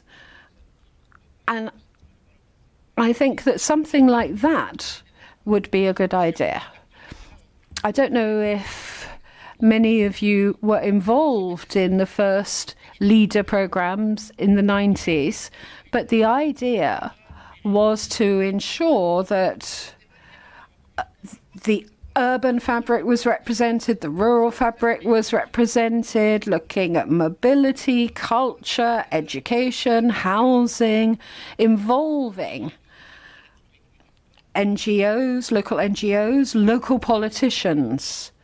Then those projects were submitted. They were then judged for eligibility at European level, and resources were allocated to projects with audits to ensure the money was spent properly. But money was allocated to those projects, and that worked very well. It worked very well. And I think that having a direct link between European funds and funds spent regionally is something we should also be therefore encouraging. But we could definitely learn from LEADER and apply the lessons from LEADER and use them to ensure that we have both bottom-up and top-down programs, which will be quality projects. And I think as well, we need to be humble as democrats, humble enough to bring together all stakeholders from the regions. And that's something we haven't done enough. And I would say we need to work on putting forward policies which will change the models we've been adopting and the approach we've been adopting in the European institutions. So I do hope that that helps you, moderator.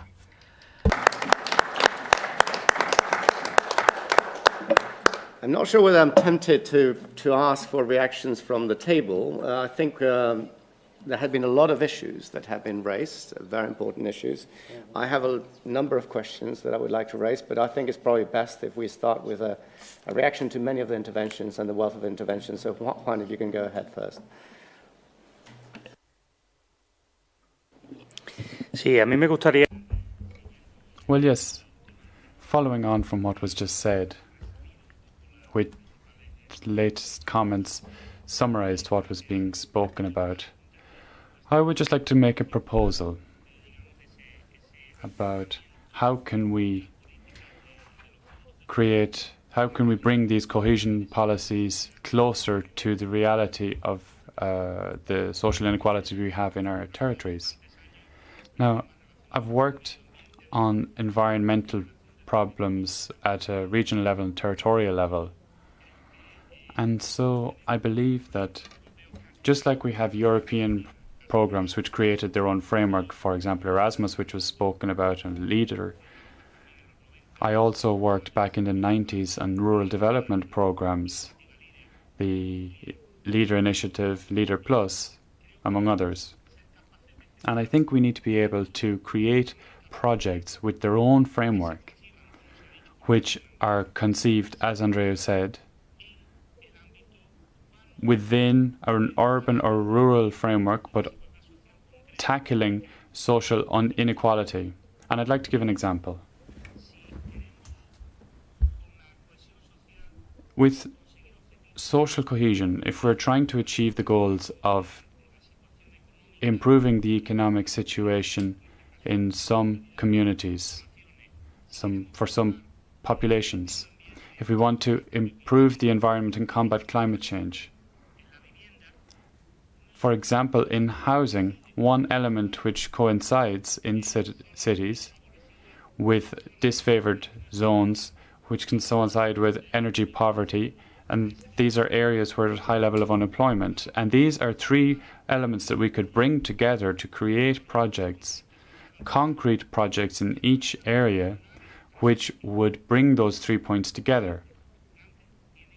Dante has an initiative. Rather, the city of Ghent has its own initiative and dealing with energy, and this is involved in housing.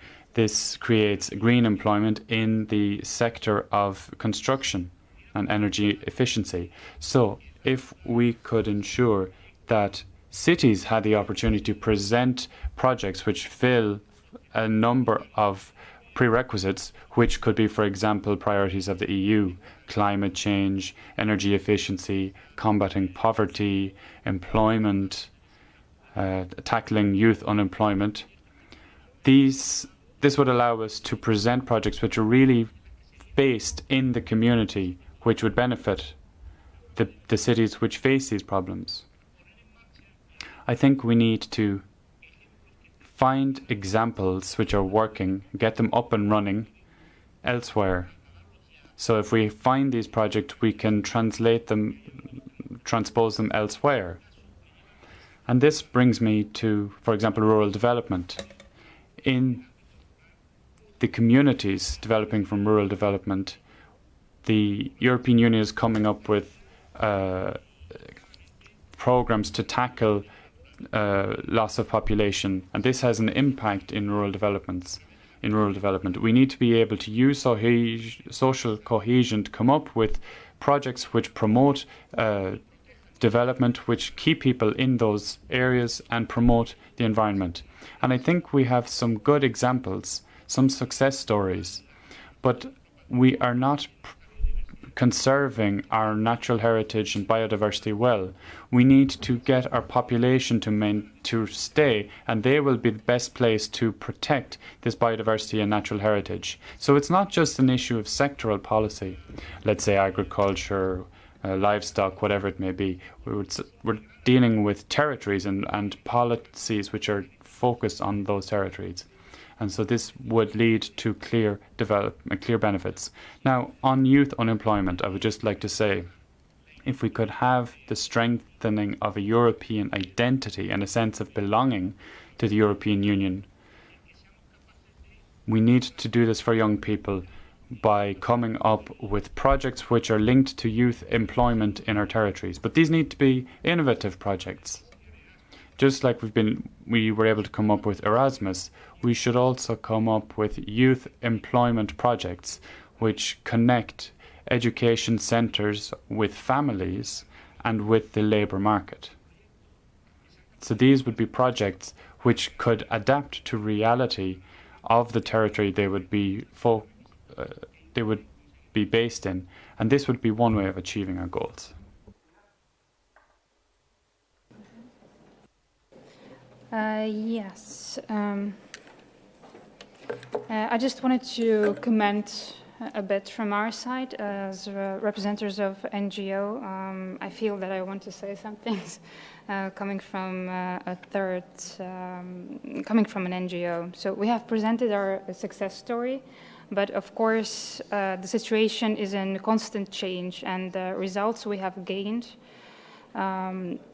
they require constant work and commitment. And the success stories we have, we can say that we have after having 13 years of experience, working in the same area, and creating this cooperation with local government. But we don't have the same success story, for example, in Tallinn, when we just started last year. So we are constantly working and constantly trying to find ways how to create this kind of success stories as we can say for now, but it really requires a lot of work from NGOs. I can only talk about Estonian level, so I don't know about other countries, but in Estonia it really is not so easy for an NGO to work on a national level or even on local level. It requires a lot of cooperation with local government and also a lot of negotiations when it comes to projects, especially when it comes to ESF, because local governments need to support financially us, and sometimes they don't find the reason why they should do it. So for an NGO to survive, to actually get ESF funds, it's not so easy.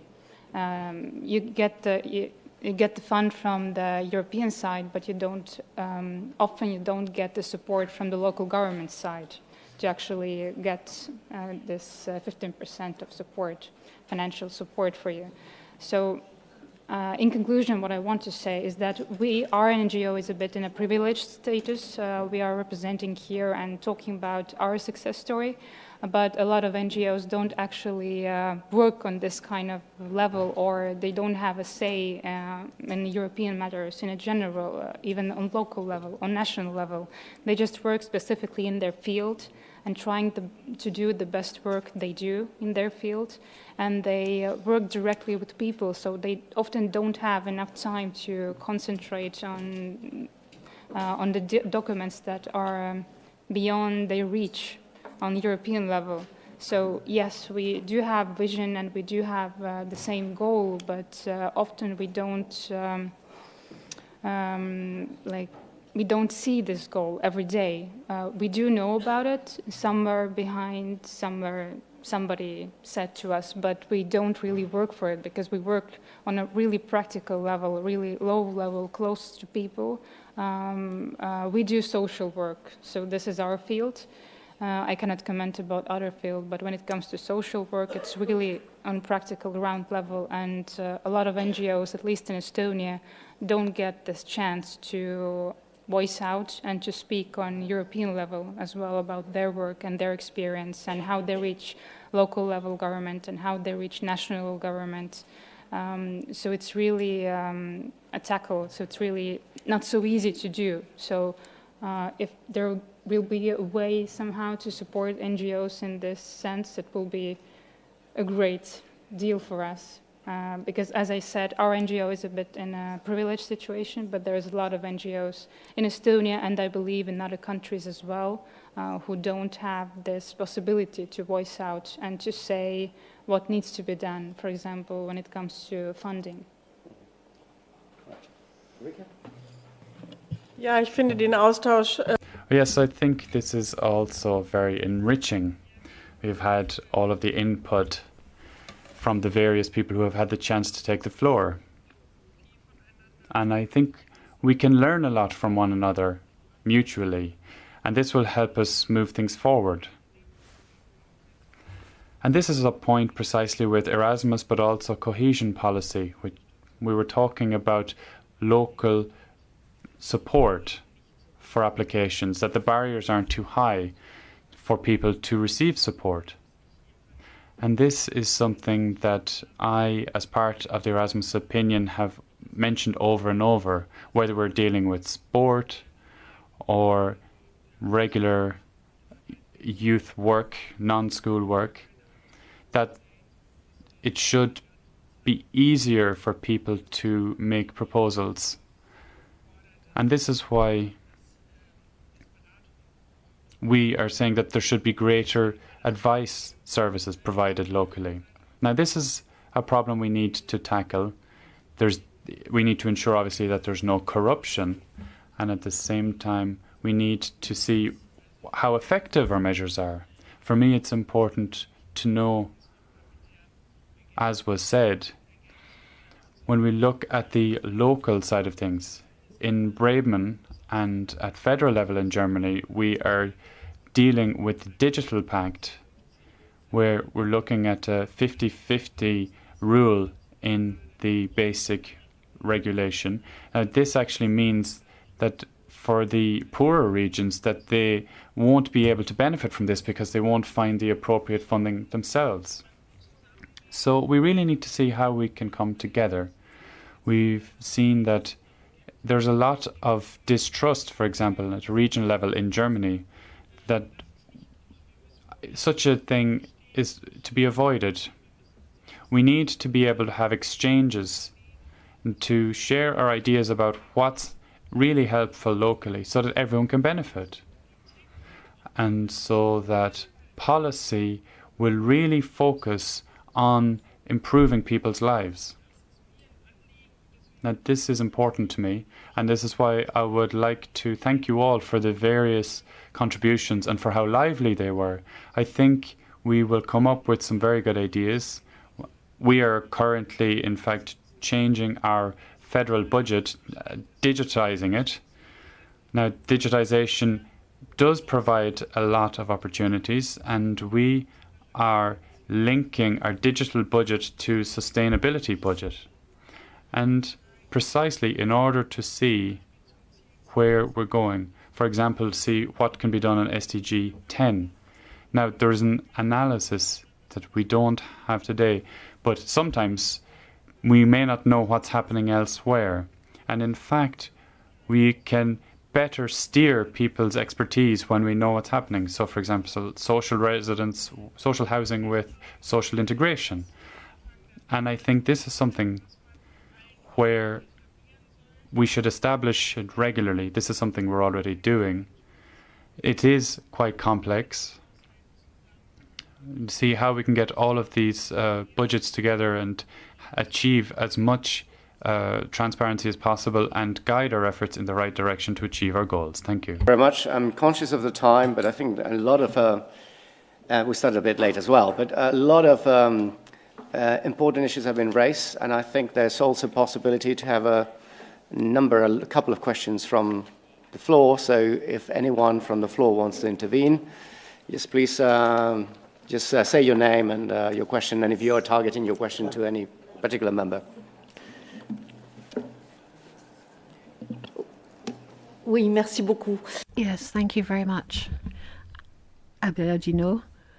I'm Chair of COTET in the Committee of the Regions, Vice President responsible for funds for European Nouvelle-Aquitaine, the largest region of France. And it's my pleasure to work with Eric Andria And I'd like to say that I fully endorse what he said. I think maybe it's because I come from one of the largest regions of France, but I really do think rural development should be a priority.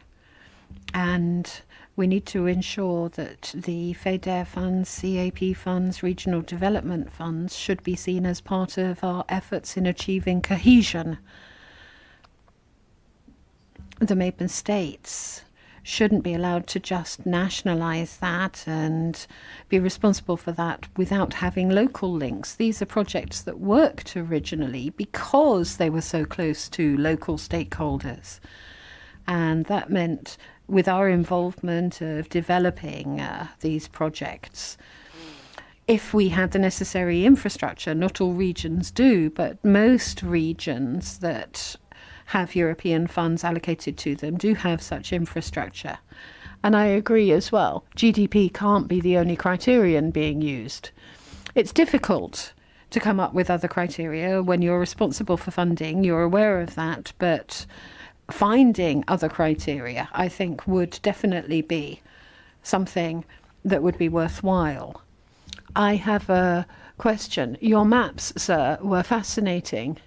In Aquitaine, we see the idea of having a map of discontent showing social inequalities as being something that is very useful, but we've moved to more extremes, particularly with the extreme right. And then you've got the Lega in northern Italy, the richest part of Italy. Why is that region, which is so rich, so Eurosceptic, so extreme right? Should we accumulate questions? Yeah. All right, so let's accumulate. At the back, and then I'll give the answer. Sì, grazie. Yes, thank you. I come from Friuli, Venezia, Giulia, northwest Italy, and ESC member. And the Lega Nord took 42% of the vote last year in the elections. Going back to the maps, I'd like to actually see how that links in with the title of this conference, saying that no region, no person should be left behind. And convergence should be the result of equality, the principle of equality, where citizens feel equal in Europe.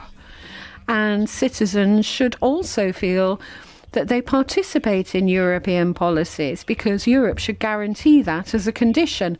But moving back to the maps, in Italy, you have a typical example. Northern Italy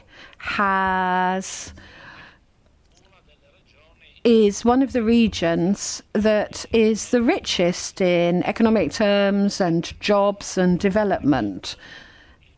If you look at GDP, which has been used as the indicator for measuring equality in different areas.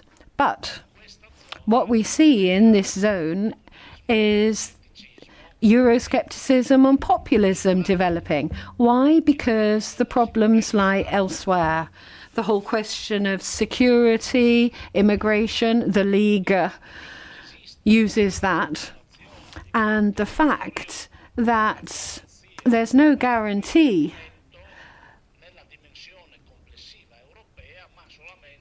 that Europe will deal with these issues. Extremist, populist national parties say they are the only people that can tackle such subjects. And then there's the south of the country, which experiences economic difficulties, and yet also votes for a Eurosceptic party, the Five Star Movement. And then you have these strange bedfellows in government together. It's the kind of contradiction we've got used to in Italy.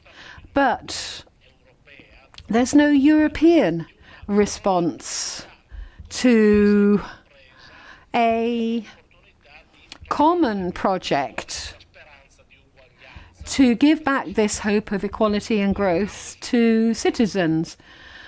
There are a lot of causes you could point to. We're coming up to European elections. We're running the risk that our work to reduce inequalities hasn't been understood, isn't understood by the electorate. And the result is a significant increase in Euroscepticism. We should ask, why did the UK vote for Brexit? And how many other exits could there be in Europe if referendums were held today?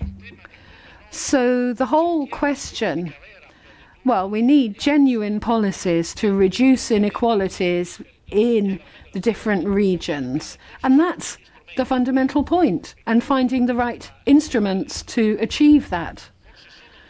Maybe only if we have the right instruments, which are self-referential, which are highly technical, the European Regional Development Fund, the CAP, the ESF, all of these are instruments that have become highly specialized, but which maybe have lost track of the overall goal they were trying to achieve.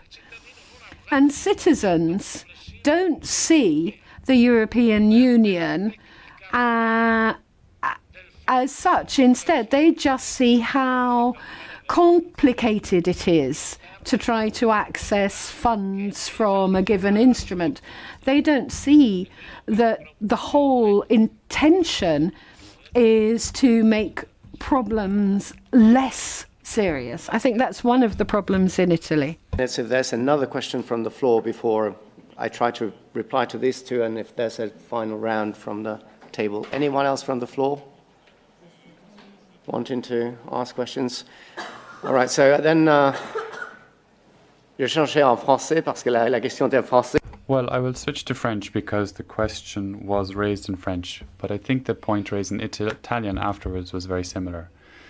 European regional policy was based on one criterion, which was GDP. But this is a static criterion, by which I mean that support for regions and towns which are less developed in the European Union. And that's fair. Those are the regions, the areas which are the less developed, they need support. As was said by Eric before, to ensure that we can increase the opportunities they have, and so that those possibilities can be developed as much as possible, so that people in those areas won't be at a disadvantage because of the fact they're from a specific region or country in Europe. Now, in economic theory and also political developmental theory, there is a trend in saying that, well, not all areas have the same possibilities and people need to move to large towns and cities. For example, in Paris and London, that's often the policy. But these are policies based on static measurements, not on a dynamic measurement.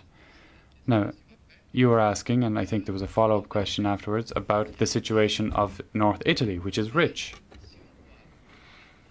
But if you look at the trajectory over the past 25 years, you can see that most provinces in northern Italy, in a country which had low economic growth, these regions had negative growth. If you look at Lombardy, those provinces are very wealthy, but there's just one region which has positive growth above the European average, and this is the province of Milan.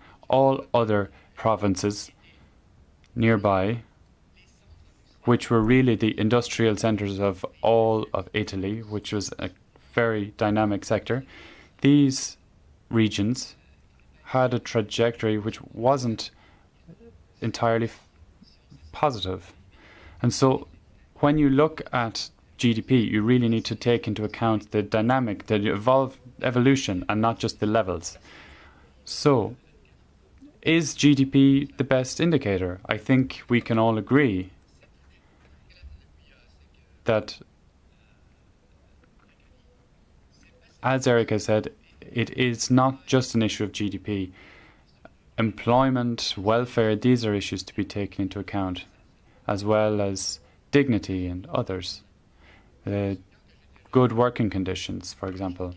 I remember people who were working in the construction sector in Spain, and there were people who were saying, well, I want work. I want to work, I want to have a future, I want to have a reason for living. I want to do things. And then you see if you look at the cities and regions who voted for Donald Trump, that's the problem. It's not the poorest people, it's people in those cities and states where I've seen a decline. So what needs to be done?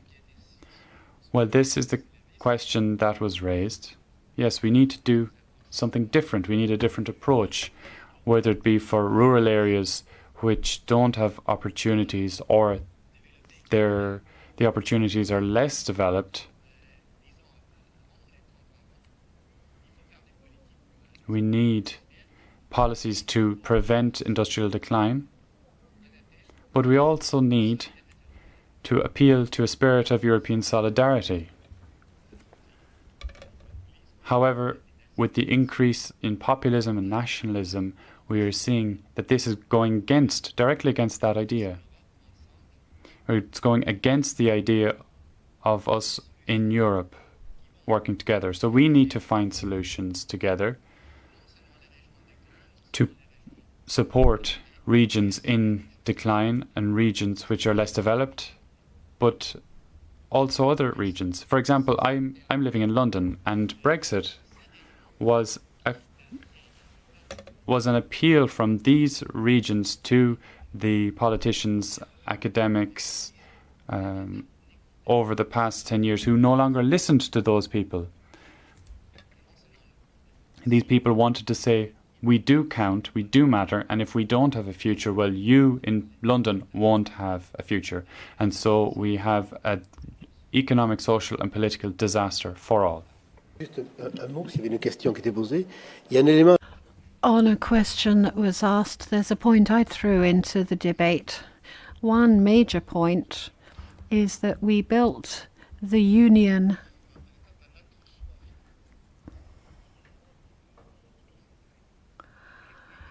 and it's become very centralized, but we can no longer allow that to be the case. And we also have to look outside the European Union and what's happening in Russia, Brazil, China.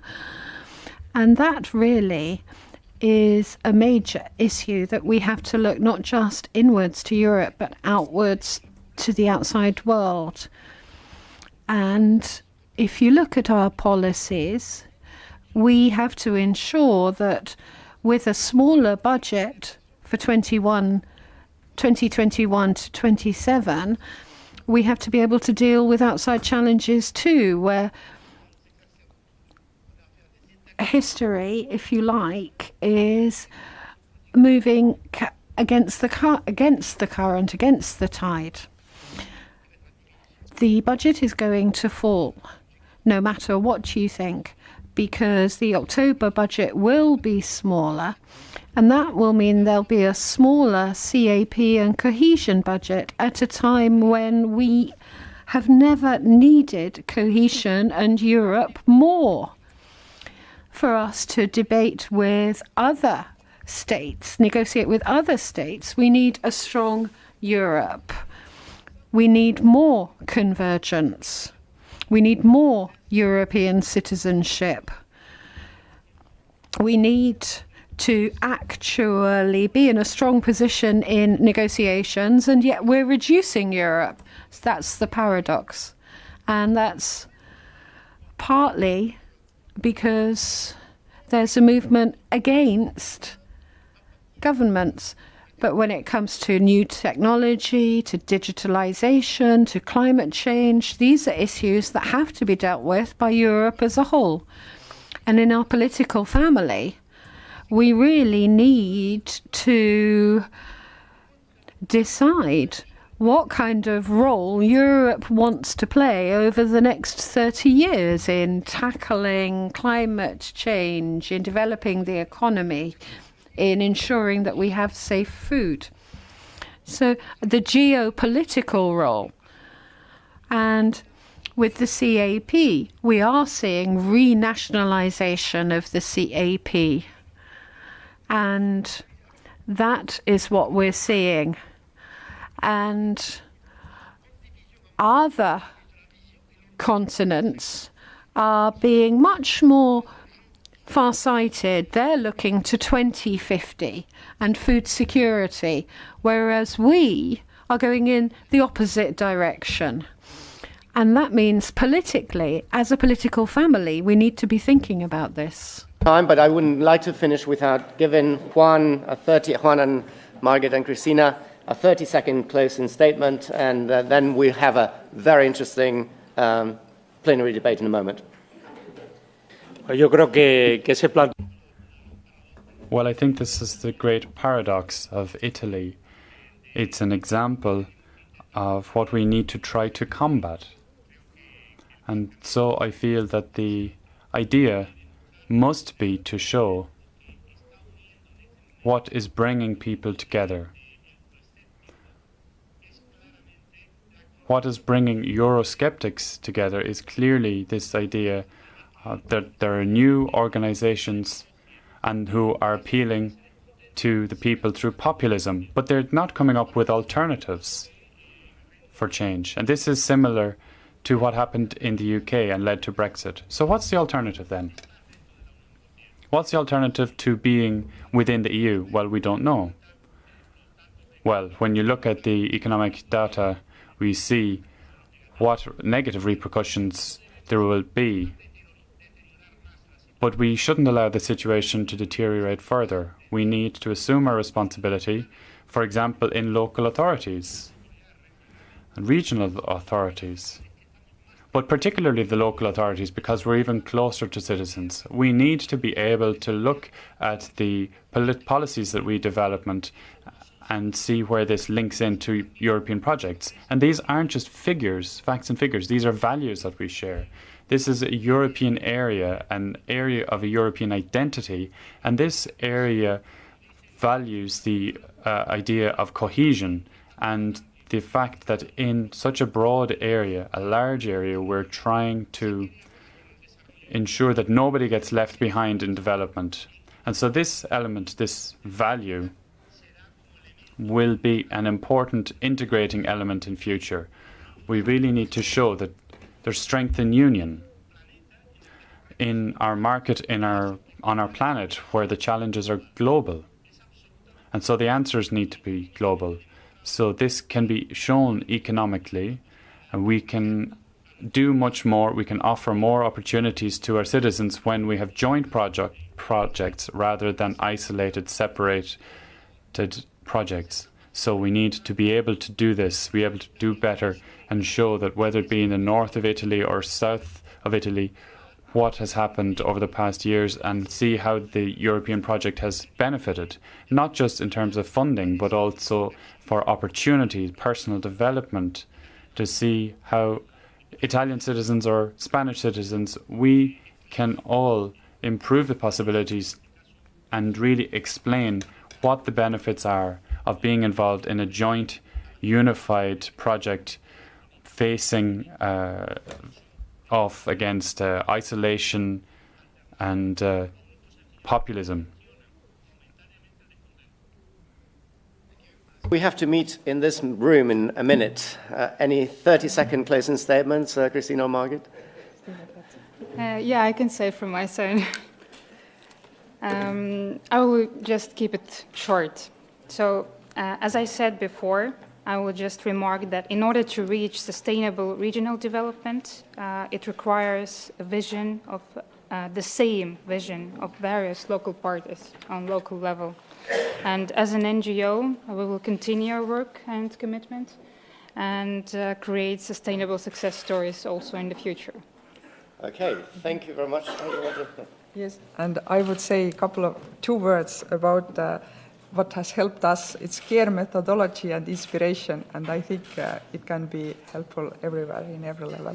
Thank you. Well, thank you very much for a very interesting session and a very interesting debate. And please don't leave your chairs, because we're in theory meeting in 1 minute here for a very exciting plenary debate on will cohesion policy 2021-2027 be fit for purpose. Thank you very much.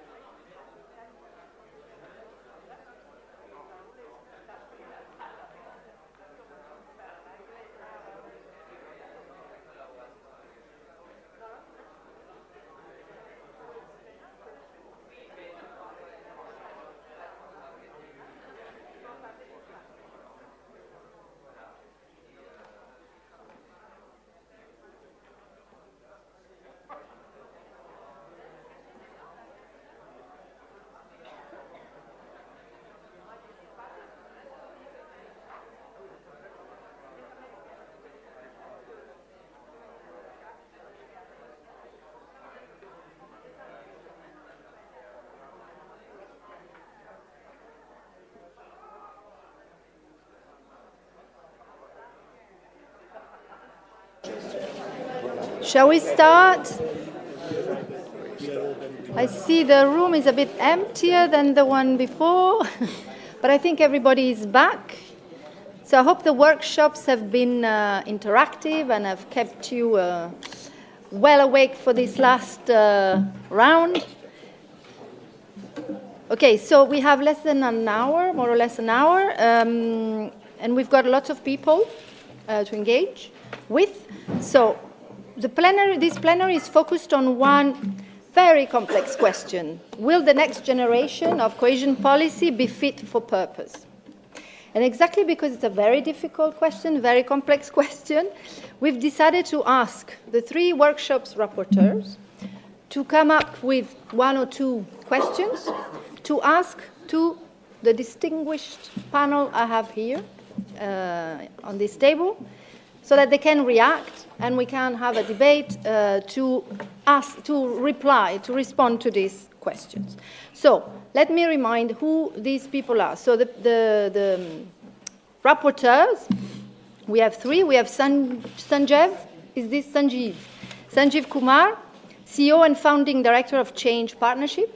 You know, he's been engaged in climate change, energy, transport, politics for over 20 years. Huge expert. Mercedes Bresso, where is she's there. Vice President of S&D, of course. Huge experience as well on local, regional, province, European institutions, ex-president of COR, mountain, cities, regions, everything. And so she's a really great supporter of territories, regions, including the outer regions, yeah, like the Alpines and so on. Eric Andrieux, vice-président S&D, aussi un grand ami de... Also a great friend of local development and territories. Three people, all very different, all complementary. We expect from the panelists. So the panelists are Isabelle Boudinot, présidente de la commission Coter du CDR. President of the COTER Committee of the Committee of the Regions. And I'm sorry, I think I've forgotten one of your latest titles, but you too have been working in the field for many years. Not only are you responsible for managing funds in your region, but you are also a local councillor, which I think is very important when looking at trying to ensure zero carbon levels, etc., and cohesion, innovation. You really are on the front line in developing local projects and linking that into European cohesion. So how does that work together? And then we also have a key person, Andrea Cozzolini, Vice President of the Regi Committee, member of the European Parliament since 2009, representing a beautiful but very complex region of Italy. So again, how does one dovetail the fact that we need strong regional growth with sustainable development? That's a significant challenge. Constanze Krehl, Regional Queen. S&D coordinator for the Regi Committee and co-rapporteur on the CPR. Already for the second time. Yeah, you're really big expert in cohesion policy. So your knowledge of the machine, of the EP, the games, the politics, but of this policy makes you a really key player in this debate. So your report will be voted next week. So, okay. And last but not least, our friend Karl-Heinz Lamberts from the German-speaking community of Belgium, today president of the European Committee of the Regions. The S&D, as you know, the socialist group of the Committee of the Regions is co-organizing this event. So, you know, very dynamic leadership in the COR. We work with you very much, so we experience that. So the way we would like you to react to the questions that are coming from the panelists is really about how we can connect Europe and the future cohesion policy and those debates with the reality of the ground. Yeah, you're all territorial, local politicians, policymakers, and you are very much also working at the European level, COR, European Parliament, and so on. So can cohesion policy be a tool to support the challenges of the local level and of Europe, and push really to a new economic model towards sustainable equality? Yeah, like this is the debate of today. So really, in your replies, give your views as European, because you have a key role in there, but really mainly as local and territorial leader. Okay, so I don't know how much time we will have to really dedicate and have everybody respond to every question. So I suggest we start with the first, with Sanjeev. With how many questions do you have? I have maybe 3.5. 3.5. Oh my God. Okay, so we'll do that. You'll say one question, and then we'll see who wants to respond, because everybody should not respond to every question, otherwise we'll be here till 1 week. We don't want that. Okay. Well, okay. Thank you very much. Yes. Let me start off with perhaps a controversial question, if I may. In our panel, in our breakout, we had a lot of discussions about conflicts of interest and conflicts of power. So, for example, what happens when a region wishes to push stronger for transition, yet the member state is resistant to that transition? What's the role? Who's the mediator? And let me give you 2 examples. So the first example we had in our discussion was Poland. There are a few regions within Poland which wish to push for much more aggressive air quality legislation which drives decarbonisation, but the member state itself is quite resistant to that change. So how do we break that impasse? And another example, and this is the slightly controversial example, is that we just have an appeal that's been made an issue today at 2:30 from this event. And one of the broad conclusions of that was that there should be no public funding for fossil fuels. Yet the REGI committee itself has just agreed to finance fossil fuels in its own report. So how do we square up and make sure that we're consistent with the change, and where there is bottlenecks, how do we address those bottlenecks?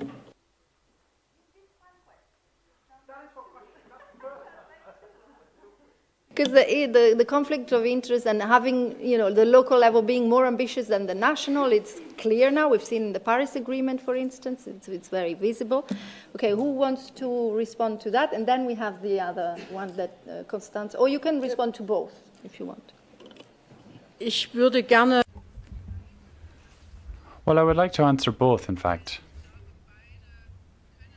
I really think that both can be reflected in the general regulation which we've discussed and which we'll be voting on next week, so that we can begin negotiations. There are difficulties in a centrally organised member state, for example, Poland. And what's difficult there is that the national government negotiates with the Commission on the partnership agreement, but then when you have a partnership agreement, you have operational programs, and they are focused on the regions. Now, what we did, and what we had in our discussions of the 3rd workshop, was that we discussed the principle of partnerships and strengthening it. So this was strengthened for the current funding period. But we were finished the negotiations too late, that in fact the preparation in the member states were already long finished before we were ready to get the legislation framework up and running. Now, in the current CPR, in the Commission proposal, we have built on that again. The Commission shall now negotiate with member states, and the member states shall negotiate with the regions. They need to listen to their social partners. They must have members who are brought on board, who are included in all of this. And so this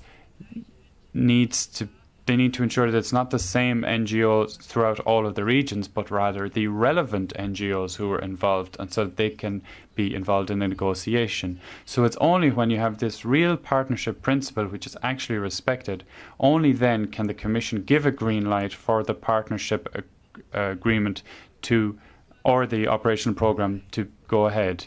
But there isn't enough time, and there isn't much time. That's why next week we want to vote on it so that we can start negotiations already in the Council, and hopefully by April we can achieve a partial agreement on programming management, which then would be enough for the regions to give them the time to negotiate, to get stuff done. Now, the public funding for the fuel is something that for fossil fuel is something we've excluded from the CPR. There will be something done at regional level, or it will be difficult, but I think that here in this room you really ought to know, and you probably do know, that we are committed to this, that if we cannot achieve it among ourselves, we really want to ensure that in plenary that we can respect our sustainability goals and tackling fossil fuels in that regard. And so in the CPR, that will be excluded, and I think this is a good step if we can build on that for something more concrete.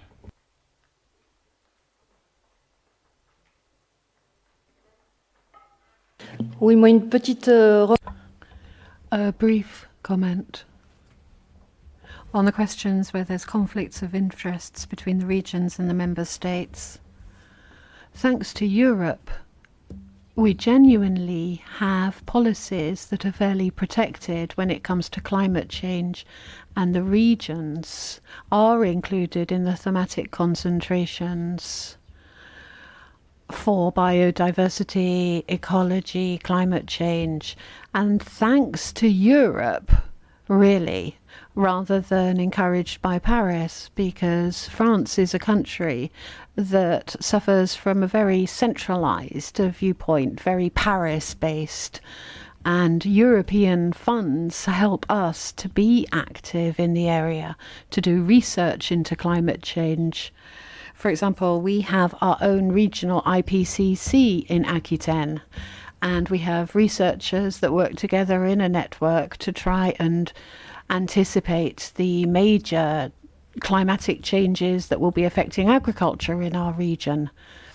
But if you look at Parisian views on wine growing, well, we have Bordeaux. But what does Paris do? It puts its centre in Montpellier. We have set up our own research centre using European funds, and we have that research centre in Bordeaux. And we look at local agriculture, local wine growing from the point of view of climate change. The southwest of France is likely to have the same climate as Seville in 20, 30 years. So we're doing research into those areas. Eric Andrieu knows this. Of what kind of pesticides are used, using less different fertilizers. And we use ERDF funds, European funds, to carry out that research and to make progress on climate change. And when people say cohesion policy is an old policy, it's just a traditional old-fashioned one and we don't need it. Well, not at all. It's a cutting-edge policy in innovation and research, actually, in the regions. It's the opposite. Well, I just wanted to add the following. This potential or real conflict between the regional and national levels is a classic, and it's really a substantive test to the functioning of a multi-level governance in Europe. And what's worst is that, well, at the European level, they say that's an internal matter, that's up to the member states to deal with that. We're not getting involved. And this is a perverse way of dealing with the principle of subsidiarity. And we had a subsidiarity task force, and we really tried to avoid falling into these kinds of traps. And this is a sideline comment. We really appreciate that the European Parliament listened to our point of view on this. But now we need to move forward. In the details of the regulation we're dealing with, we absolutely need to include a maximum level of detail to obligate member states to listen to their regions, because cohesion policy is the only policy that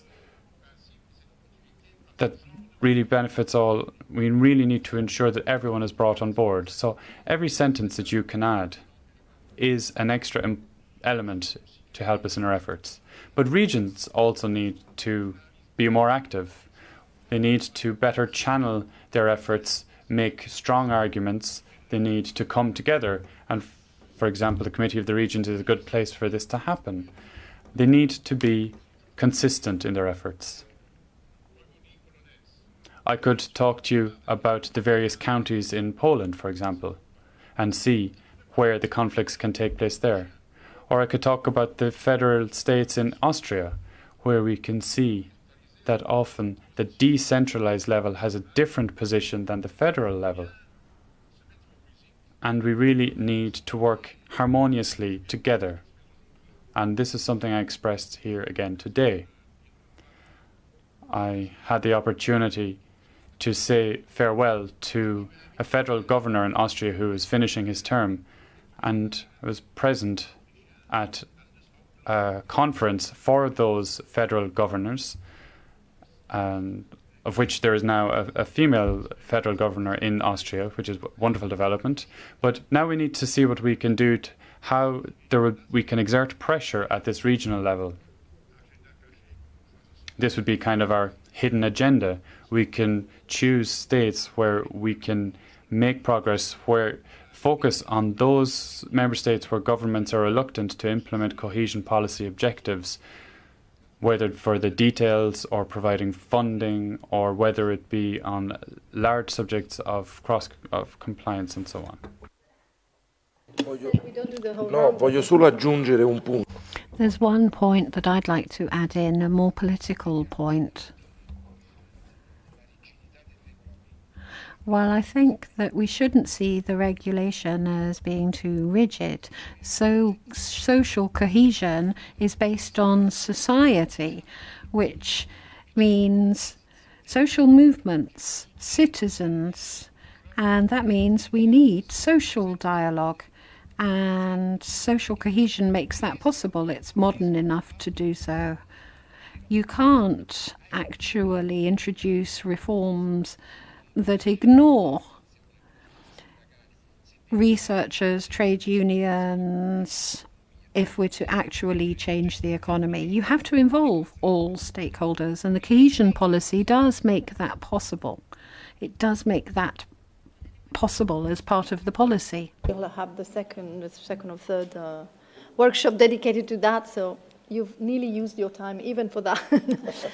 All right, so next question. Look, really good answer. Choose one. Okay, I'll choose the one around financing. So in our discussion, it was less so about the amount of money that goes into a member state, but how better to target it. So just to illustrate this with an example, we had an example where a lot of money went into waste incineration.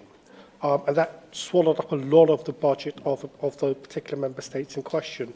But very little attention was looked at upstream, which was in the creation of the waste in the first place, and eliminating that, which would then reduce the need for the waste incinerators themselves as well. So how do we target policy, to be more specific, to the actual problems?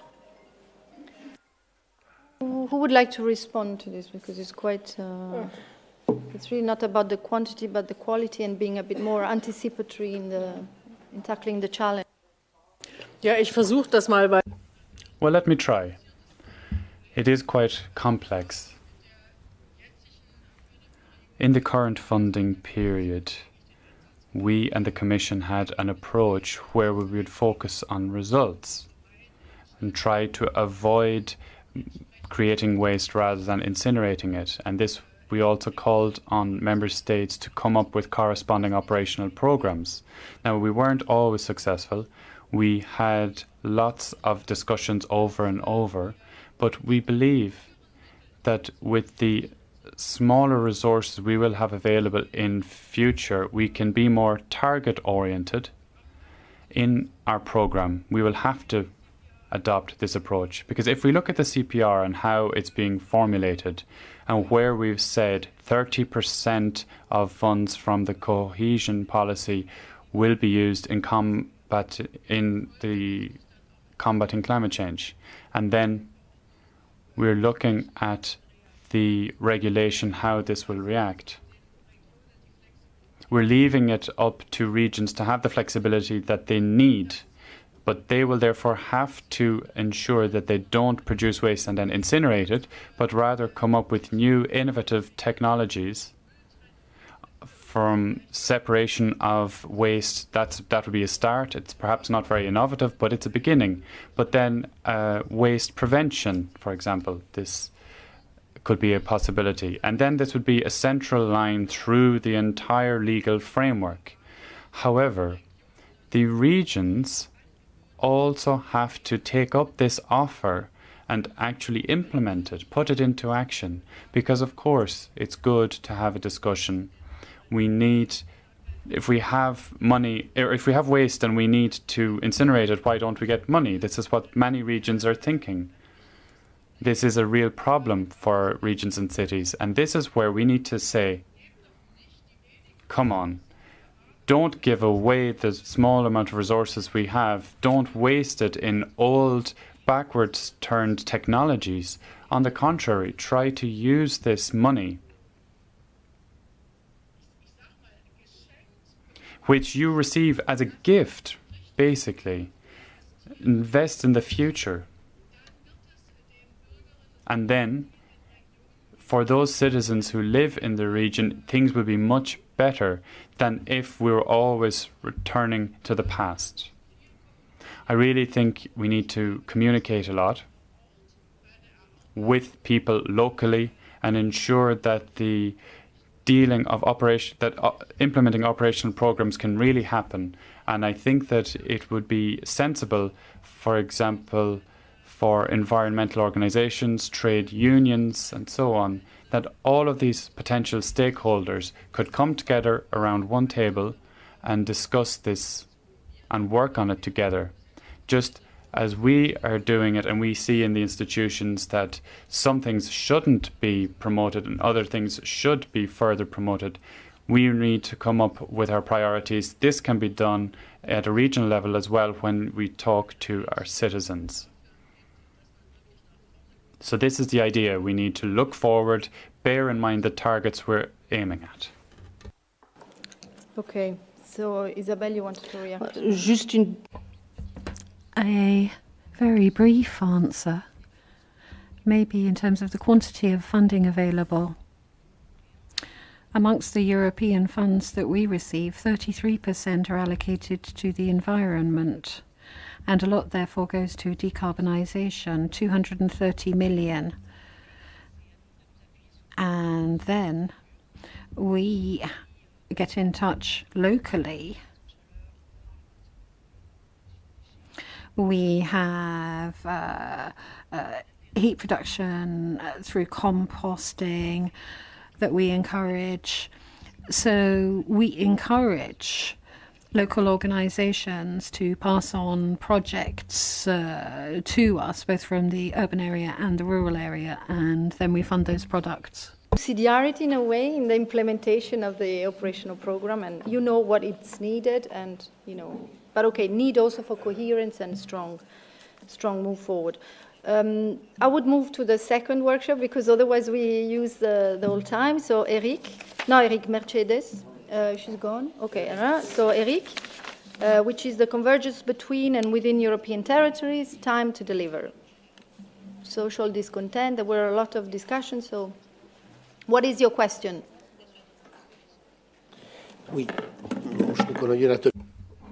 Well, we had a very lively workshop with a lot of lessons learned.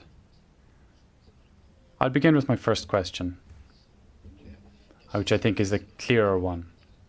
We saw that cohesion policy allowed regions and territories' economies to converge, but we also saw in our discussions that convergence was really only measured in static terms based on GDP.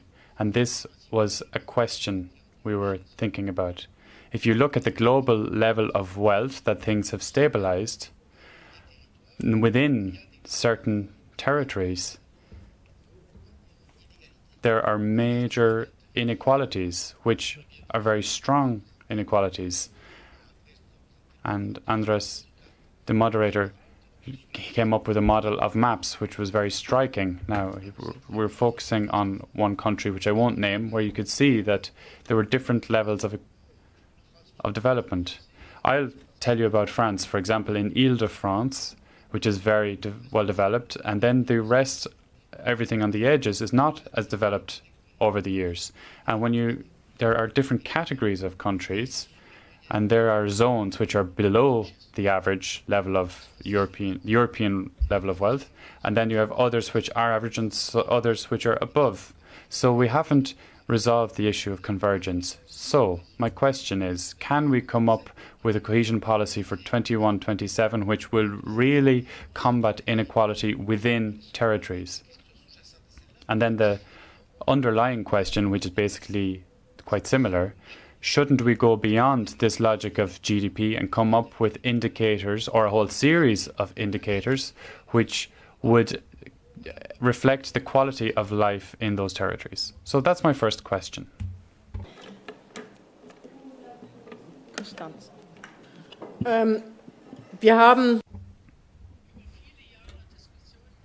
We've had discussions for many years about what indicators we should use when it comes to distributing funds through cohesion policy.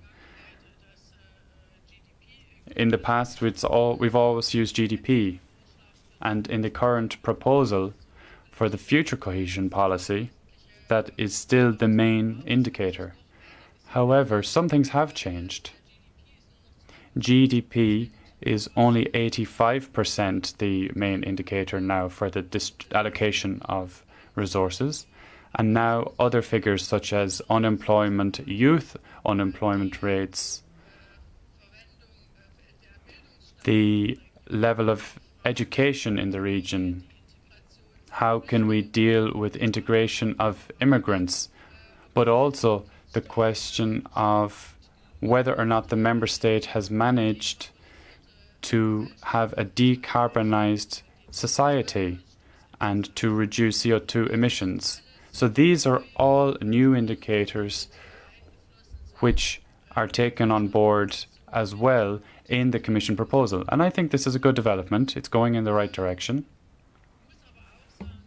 However, we also need to say that it is important that the GDP remain the main indicator, because it really is one of those few figures where you can easily compare across the board.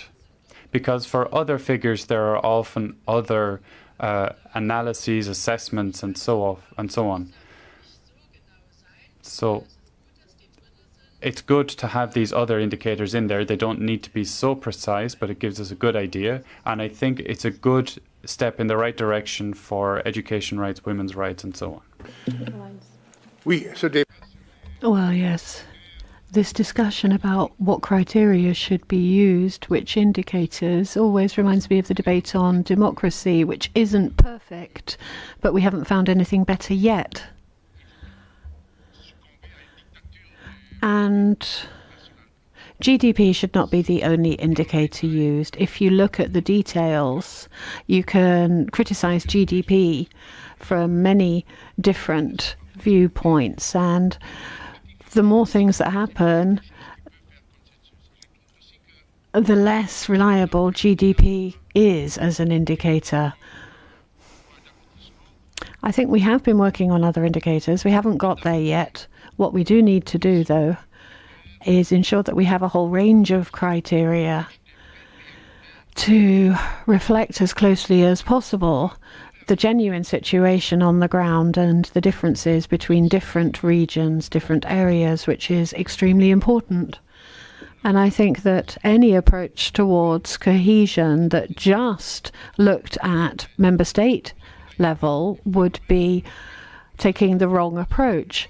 We do have metropolization in Europe, and if you look at the divide between towns and cities and the countryside and the differences, you have to be able to measure that too and counter that. And progress needs to be made there. And cohesion policy is a good tool. But for that to be a success, we need efforts to be made as well in developing our statistical instruments. A few days ago, I had the opportunity of having a discussion with the director of Eurostat about problems linked to drawing up genuinely reliable regional statistics.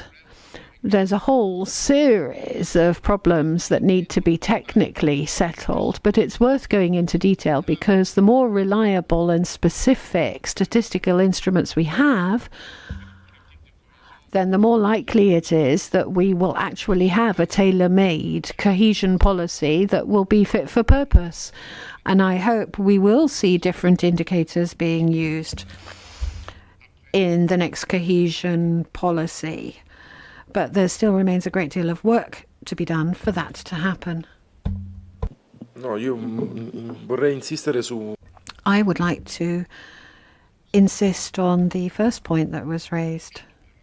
There's no doubt that cohesion policy is perhaps the only instrument that we have in Europe at the moment to reduce inequalities between territories. But clearly, cohesion policy on its own won't be able to achieve that. So we shouldn't ask cohesion policy to solve problems that go beyond its scope, economic problems, for example. If we imagine that we can solve social inequalities, territorial inequalities that result from 10 years of austerity, for example, through the limited resources made available to the cohesion policy, then we're deluding ourselves. So we should make sure that we don't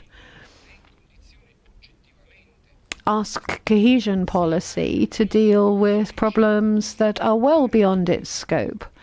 If anything, we should be changing economic policy in Europe to deal with the economic problems. We need to change economic policy so that cohesion policy can help us to reduce the distances that exist. We're talking about the public sector links with the European semester, structural funds, macro conditionality, co-financing, and how we can speed up public investments and ensure all of that is done. So we need to be aware that from this viewpoint too, cohesion policy has to look at what kind of economic policy we have in Europe. And we have to take into account the Eurozone and the non-Eurozone, the differences that exist between the East and the South of Europe, what's happened in the last 10 years in the Eurozone and elsewhere. So all of these complexities have to be taken into account, and we can't ask the cohesion policy to solve all of these problems. Più realisti. So we need to be more realistic, really.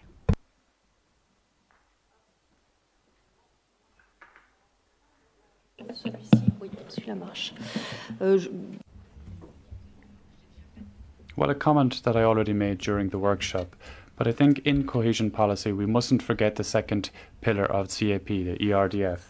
The rural area is very important, and this is what I try to show in my territory of Nouvelle-Aquitaine. We have some of the most rural areas in France where there's no major city creating wealth. And this territorial inequality between cities, which, well, we have strengthened through our national policy, where we've strengthened the role of cities and a trickle-down principle saying that, well, the cities create wealth and this will trickle out to the regions. We're now seeing that this hasn't worked. And we mustn't forget rural development in cohesion. It's really important, even though, once again, and I agree with the previous speaker, that cohesion won't solve all of our problems in dealing with territorial inequalities which are linked to austerity. Wenn ich darf, würde ich gerne noch einen Satz. Well, if I may, I would just like to say something about rural areas. In the European Parliament, we are fighting a historical fight. In our group, we're talking about rural development, and it's been taken out of the umbrella framework. We want to put it back in. We are saying that the development of rural areas cannot only depend on promoting and supporting farmers. This is not the development of an area. And we are currently in the process of winning this fight, because the Conservatives have also taken our side. They are talking to partners. We're talking to partners in the Conservatives, and perhaps we might get more support from them. We are working on a compromise which we will table, which might have a good majority for next week. Eric, you want to? Oui, merci. Je vais enchaîner sur la seconde question. Second question, but if I may, a highly political issue. The political situation in Europe today, I think, does mean we have to question all of our policies, including cohesion policy. And we shouldn't underestimate that. We have to be realistic. On behalf of France, 3 years ago, our political family had all the power and then lost it over the last 3 years. It slips away very quickly, so we do need to be realistic. But just in a few years. Now, we talked in our workshop about the fact that we needed to really have policies and a vision of the future, and that we needed the right tools, and that we have to look at questions of substance as well as of detail, and that we need to properly develop our policies involving all stakeholders. And someone said that not much has changed in developing programs for rural development. But I think that it has, actually. And you have to look at relations between the centre and the rest of the country. Look at Paris and the rest of France. Maybe not enough has changed. And if we're only using GDP as an indicator, well, we need to move on from that. I'm not saying that will be easy. But this is a point that we make in our Progressive Society document. We need to make progress on this. And as Social Democrats, we need indicators, not just for the short term, but for the medium and long term too. So I think that we need to ensure that that happens.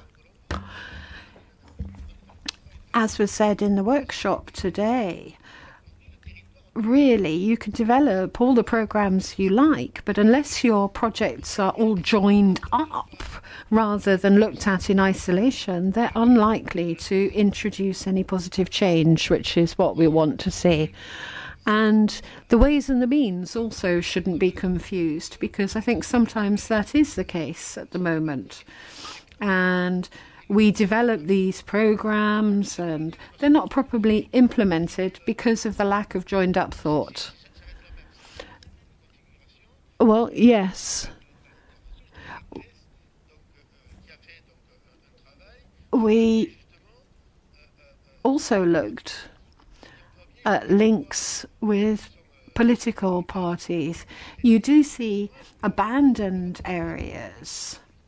And if you look at how policies are implemented in those areas, in northern Italy, in France, there are areas where you're seeing more and more anti-European feeling development, even in richer areas. Now, if European policies were more flexible, if they were left more freedom in implementation terms, would there be less Euroscepticism? Shouldn't we maybe have a differentiated approach to territorial development, even though we're achieving common goals across Europe? And I definitely think we need to have more joined up policies, more links between individual projects and programs rather than the other way round. More bottom up, less top down. En donnant une prééminence. And I think that that's very important. Territorial projects have to involve all stakeholders. Economic factors, social factors, cultural factors, education, employment, housing, all of these issues need to be linked. And that was a point that was raised in the workshop. And that's vital as well. If citizens are to feel more involved, both in what's being done locally and in Europe. So bottom up rather than top down, that really sums up what we were talking about. More flexibility, more freedom, more involvement of stakeholders in developing local projects. So you're talking about more flexibility and a holistic approach then? Well, yes, it's quite simple. It's a kind of a melting pot, let's say. You take this pot, you put all of the ingredients together. The ingredients aren't the same in Germany, Spain, elsewhere. But you put everything into the pot, the heat rises from the bottom up, and then if it's a good project, it will all work together. So that's what we should think about, this kind of pot, where everything comes from the bottom up. And I think that we really need to provide the support to everything that's at the bottom of the pot and ensure that these projects are supported. These territorial projects need to take precedence. So we need to have flexibility in accompanying these procedures. But well, I like this idea as well of LEADER and the integrated territorial investments. Who would like to answer? Isabelle. Deux choses. 2 points. You said, Eric, quite rightly,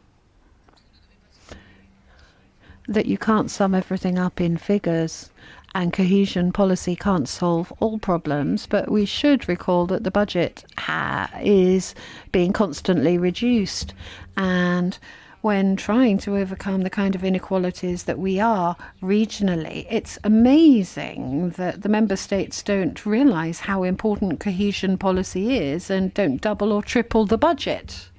That's what Jeffrey Sachs said at the start. 1% of GDP going to the European budget is ridiculous. It's never, ever going to cover all the challenges. Then on territorial policy in general, thanks to Europe, I can tell you, we do have a project infrastructure locally. And for those at least that aren't too scared of bureaucracy, and we tried to help them to explain how European funding works.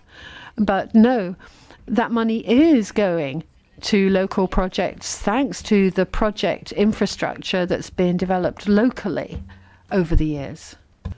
Oui, nous arrivons là. Well, yes, this is extremely important. Europe really needs to return to its territories. And if Europe doesn't understand that, it will fail. The citizens will ultimately decide if this European Union has an added value for them. And we need to think logically, but also with our guts and with our heart. And what we need to do is really get as close as possible to the territories. This is where things are happening. And we have lots of types of territories in Europe. There's a lot of diversity. Now, diversity can lead to chaos. But this is why we need to achieve a balance. We have to have structures, appropriate resources, which isn't the case for the moment. We don't have enough of a budget and aren't likely to have in the future. But we need to have flexibility which will allow people locally to resolve the problems that they have to face themselves. But in order to do so, we also need to be demanding. We cannot do any old thing with projects just to get money from Europe. We really need to ensure that regions are obliged to have development plans which are really credible, really tailor-made to their own region before they receive European money. So this would be an interactive process. But we cannot believe that we can solve everything from Brussels, Strasbourg, Luxembourg, or even within the European capitals. This would be a mistake, but far too often we still work in this manner, even though this is a lesson I've learned from the many decades of political experience I have. Well, I imagine Costanza could say more about this. Both the CPR and the RDF do have a certain amount of flexibility that Eric mentioned, much more than was the case in the last programs. And there are three major challenges: ecological transition, technological transition, and social challenges. These are the three main priorities which are outlined, and then we depend on the region's local authorities' social dialogue to develop projects to counter these challenges. So I think there will be more flexibility with European funds in the future. I'd like to come back to a point I raised earlier.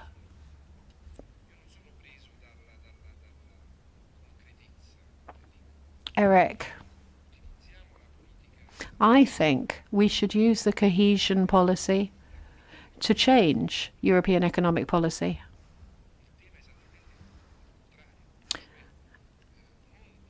But what we mustn't do is just develop more rules where everybody defends their own policy in abstract terms.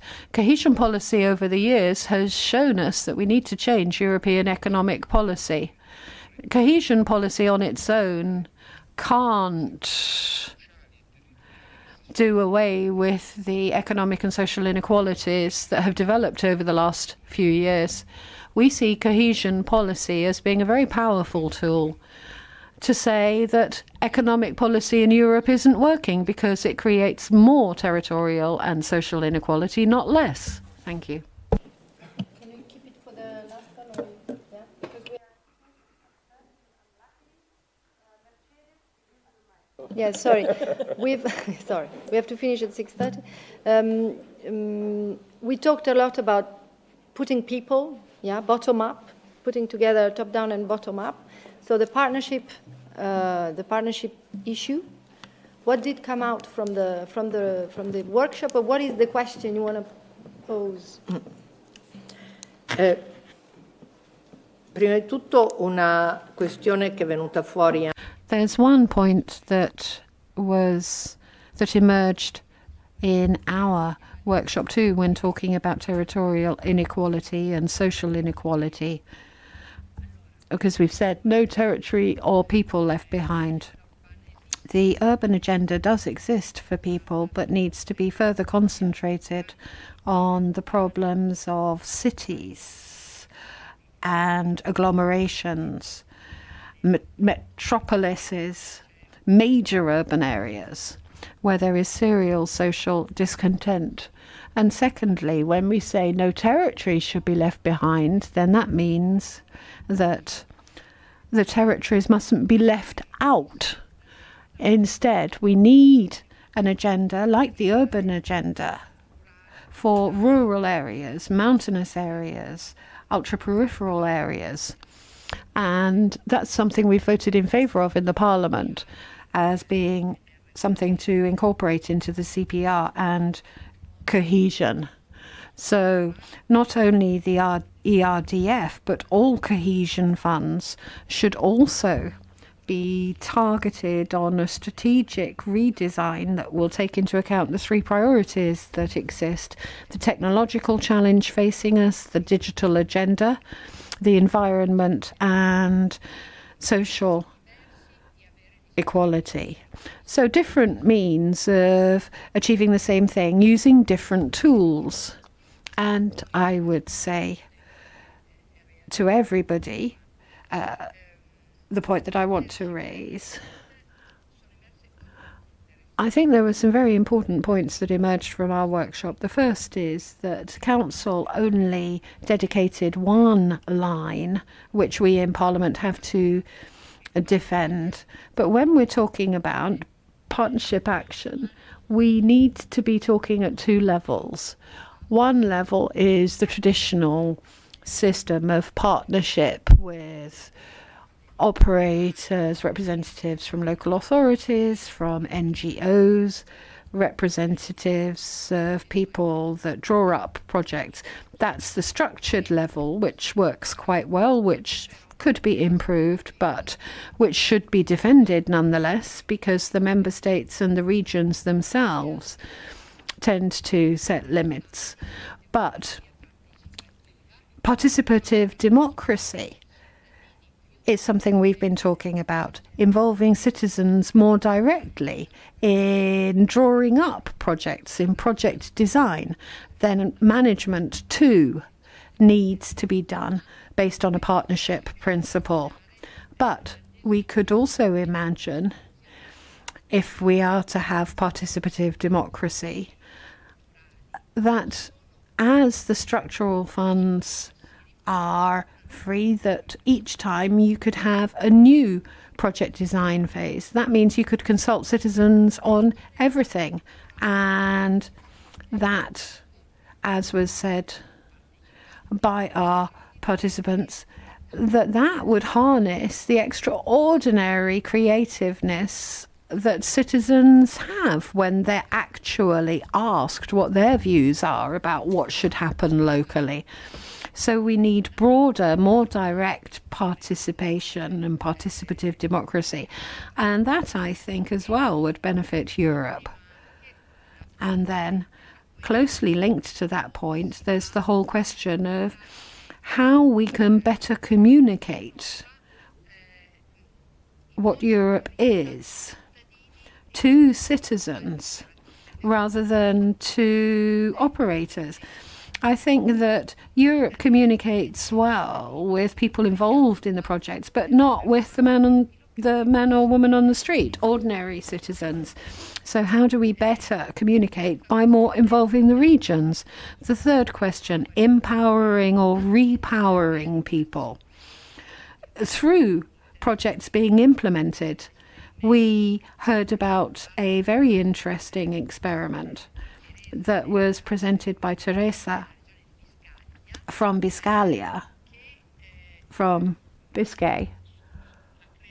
on the creation of jobs and job seekers, groups of 20 people with very different job profiles, very different, were allocated a tutor, and they then worked together to find jobs. So one person would look to see what jobs were available, looking in the papers and seeing what skills were required. And the tutor helped them to draw up CVs, and they helped each other. The extraordinary result was that 70% found a stable job, and also a higher quality job. It's one example, but when you think about how to empower people in project design as well, that's very interesting. So there are many other things that I could say, but I think those were the salient points that we had in our workshop, empowering, repowering people in all the territories. We only have 9 minutes left, I'm afraid, until we have to conclude. One of you want to respond on this idea of participation and engagement, but quite quickly, if we can, Caroline. Je ferai l'exercice d'être très bref. Well, I'll try to be brief. Innovation is vital when it comes to participatory democracy. And I think what we're doing is the best way forward. The new financial framework, cohesion policy and other policies will be a good opportunity to show that we can make progress. But we also need to ensure it's feasible. So I want to highlight one point. We can invent whatever we want, come up with whatever we want to improve structural funds. But if we're focusing only on the macroeconomic consequences, then we can forget all the rest of it. Perhaps everyone doesn't agree with me, but I do hope that at least the majority of the European Parliament does agree. Cohesion policy, which is done effectively and with local and regional authorities, all of this will prevent the violation of this policy by using it as a sanction for any mistakes which are being made as regards the convergence and criteria. This is an important point which is understood differently from country to country. But I really do think we need to fight for this. Now, I'm not saying that we should stop our efforts to respect the Stability Pact, but we do need to ensure that local and regional authorities cannot be taken hostage, particularly as the Stability Pact has other goals compared to the cohesion policy in the long term. And so if we want to try and do something, this is something that we could do through a SDGs of the UN, but certainly not by using these convergence criteria and everything that happened with austerity policy, which is one of the reasons why European social democracy is suffering at the moment. Alors, on participative democracy, it's something that's so complicated to put into place. Having said that, when you work with the structural funds and when you draw up a program, that takes you 2 years upstream with a very extended partnership. We have 5,000 people that we work with, small associations. It's not totally direct democracy. It's intermediate democracy, if you like. But it's a very broad partnership representing all the social networks, obviously the regional economic and social committees that work on that. We have representatives from the trade unions, etc., from all kinds of territories, from towns, from poorest areas, from countryside, and we meet every year. So it's something that's very robust and vibrant, and we are working on ensuring that public policies therefore reflect the views of as many people as possible. And we have a follow-up committee as well involving all the partners. That's a legal requirement. And I'd say it's very much an asset of the cohesion policy. Ja, ganz herzlichen Dank. Well, thank you very much for that, Mercedes. You're completely right. We need to ensure citizens participate much more, because otherwise they don't understand what the European Union is doing for them. And I am the biggest fan of citizen participation, and I've found 2 instruments in cohesion policy which I feel are the easiest to implement. First of all, you have the integrated city development instrument. In my hometown of Leipzig, this is really used very often, and they don't say, for example, we'll have a new bus and a new bus station for this company, and I will promote that company. That's not how they work. What they do is they meet citizens and they say, what do you want in your district? What do you need? This and this is our overall goal. We can work here locally on promoting something, creating something new. This can be done for cultural affairs, employment, building infrastructure. All of this needs to be coordinated together, and this is very important in working forward. Now, secondly, something that Eric referred to in the workshop, and this is the LEADER project for rural areas, which work precisely in that manner. The small villages and towns come together, they decide what they want to develop in their regions. And that's why it's so important that in cohesion policy things remain that way, because otherwise it could really be a disaster. It would make it much more complicated. You have to meet far more people, and it will be hard to reach a consensus. But I think that this is the right way forward in ensuring participation locally. It's the only targeted approach. And this LEADER instrument is something now that we have transferred to the European Regional Fund. And if I ask you, do you know a single project from the European Regional Fund which is carried out by LEADER, I'm pretty sure that nobody will be able to name one, because it's far too complex. Nobody knows what it's about. But if people know how these things work, then it's really more visible and it's worth it, because people realize, oh, we can participate, and then they have a much more positive view of Europe, because they really see how citizens benefit, and I can only support it. Now, finally, I would just like to say the following. If in cohesion policy you can say it won't solve anything on its own, but I can say that I'm from a region in East Germany, and in the 1990s we had a GDP which was clearly 75%, so below the average, like in all of East Germany.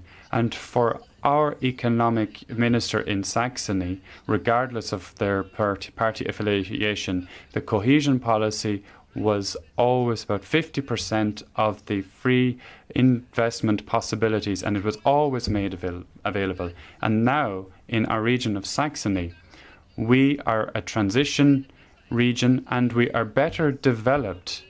And this was done within not even 30 years. It can work. Of course, cohesion policy is not the only answer, but it really can help. And we shouldn't talk it down. We shouldn't belittle cohesion policy. It's extremely important to advance regions, even though there are differences from region to region, and these differences have not been overcome. Nonetheless, imagine what it would be like in these regions if they received no funding, if there were no cohesion policy at all. The gap would be even bigger. And I think that this is something that we need to put on the table when we're talking about this, make it clearer. And precisely when we're running up to European elections. So, thank you everyone. This has been a very inspiring and dense afternoon with a lot of positions, with a lot of ideas. Now, the idea is to use this as a launching moment, as a starting moment of a longer process.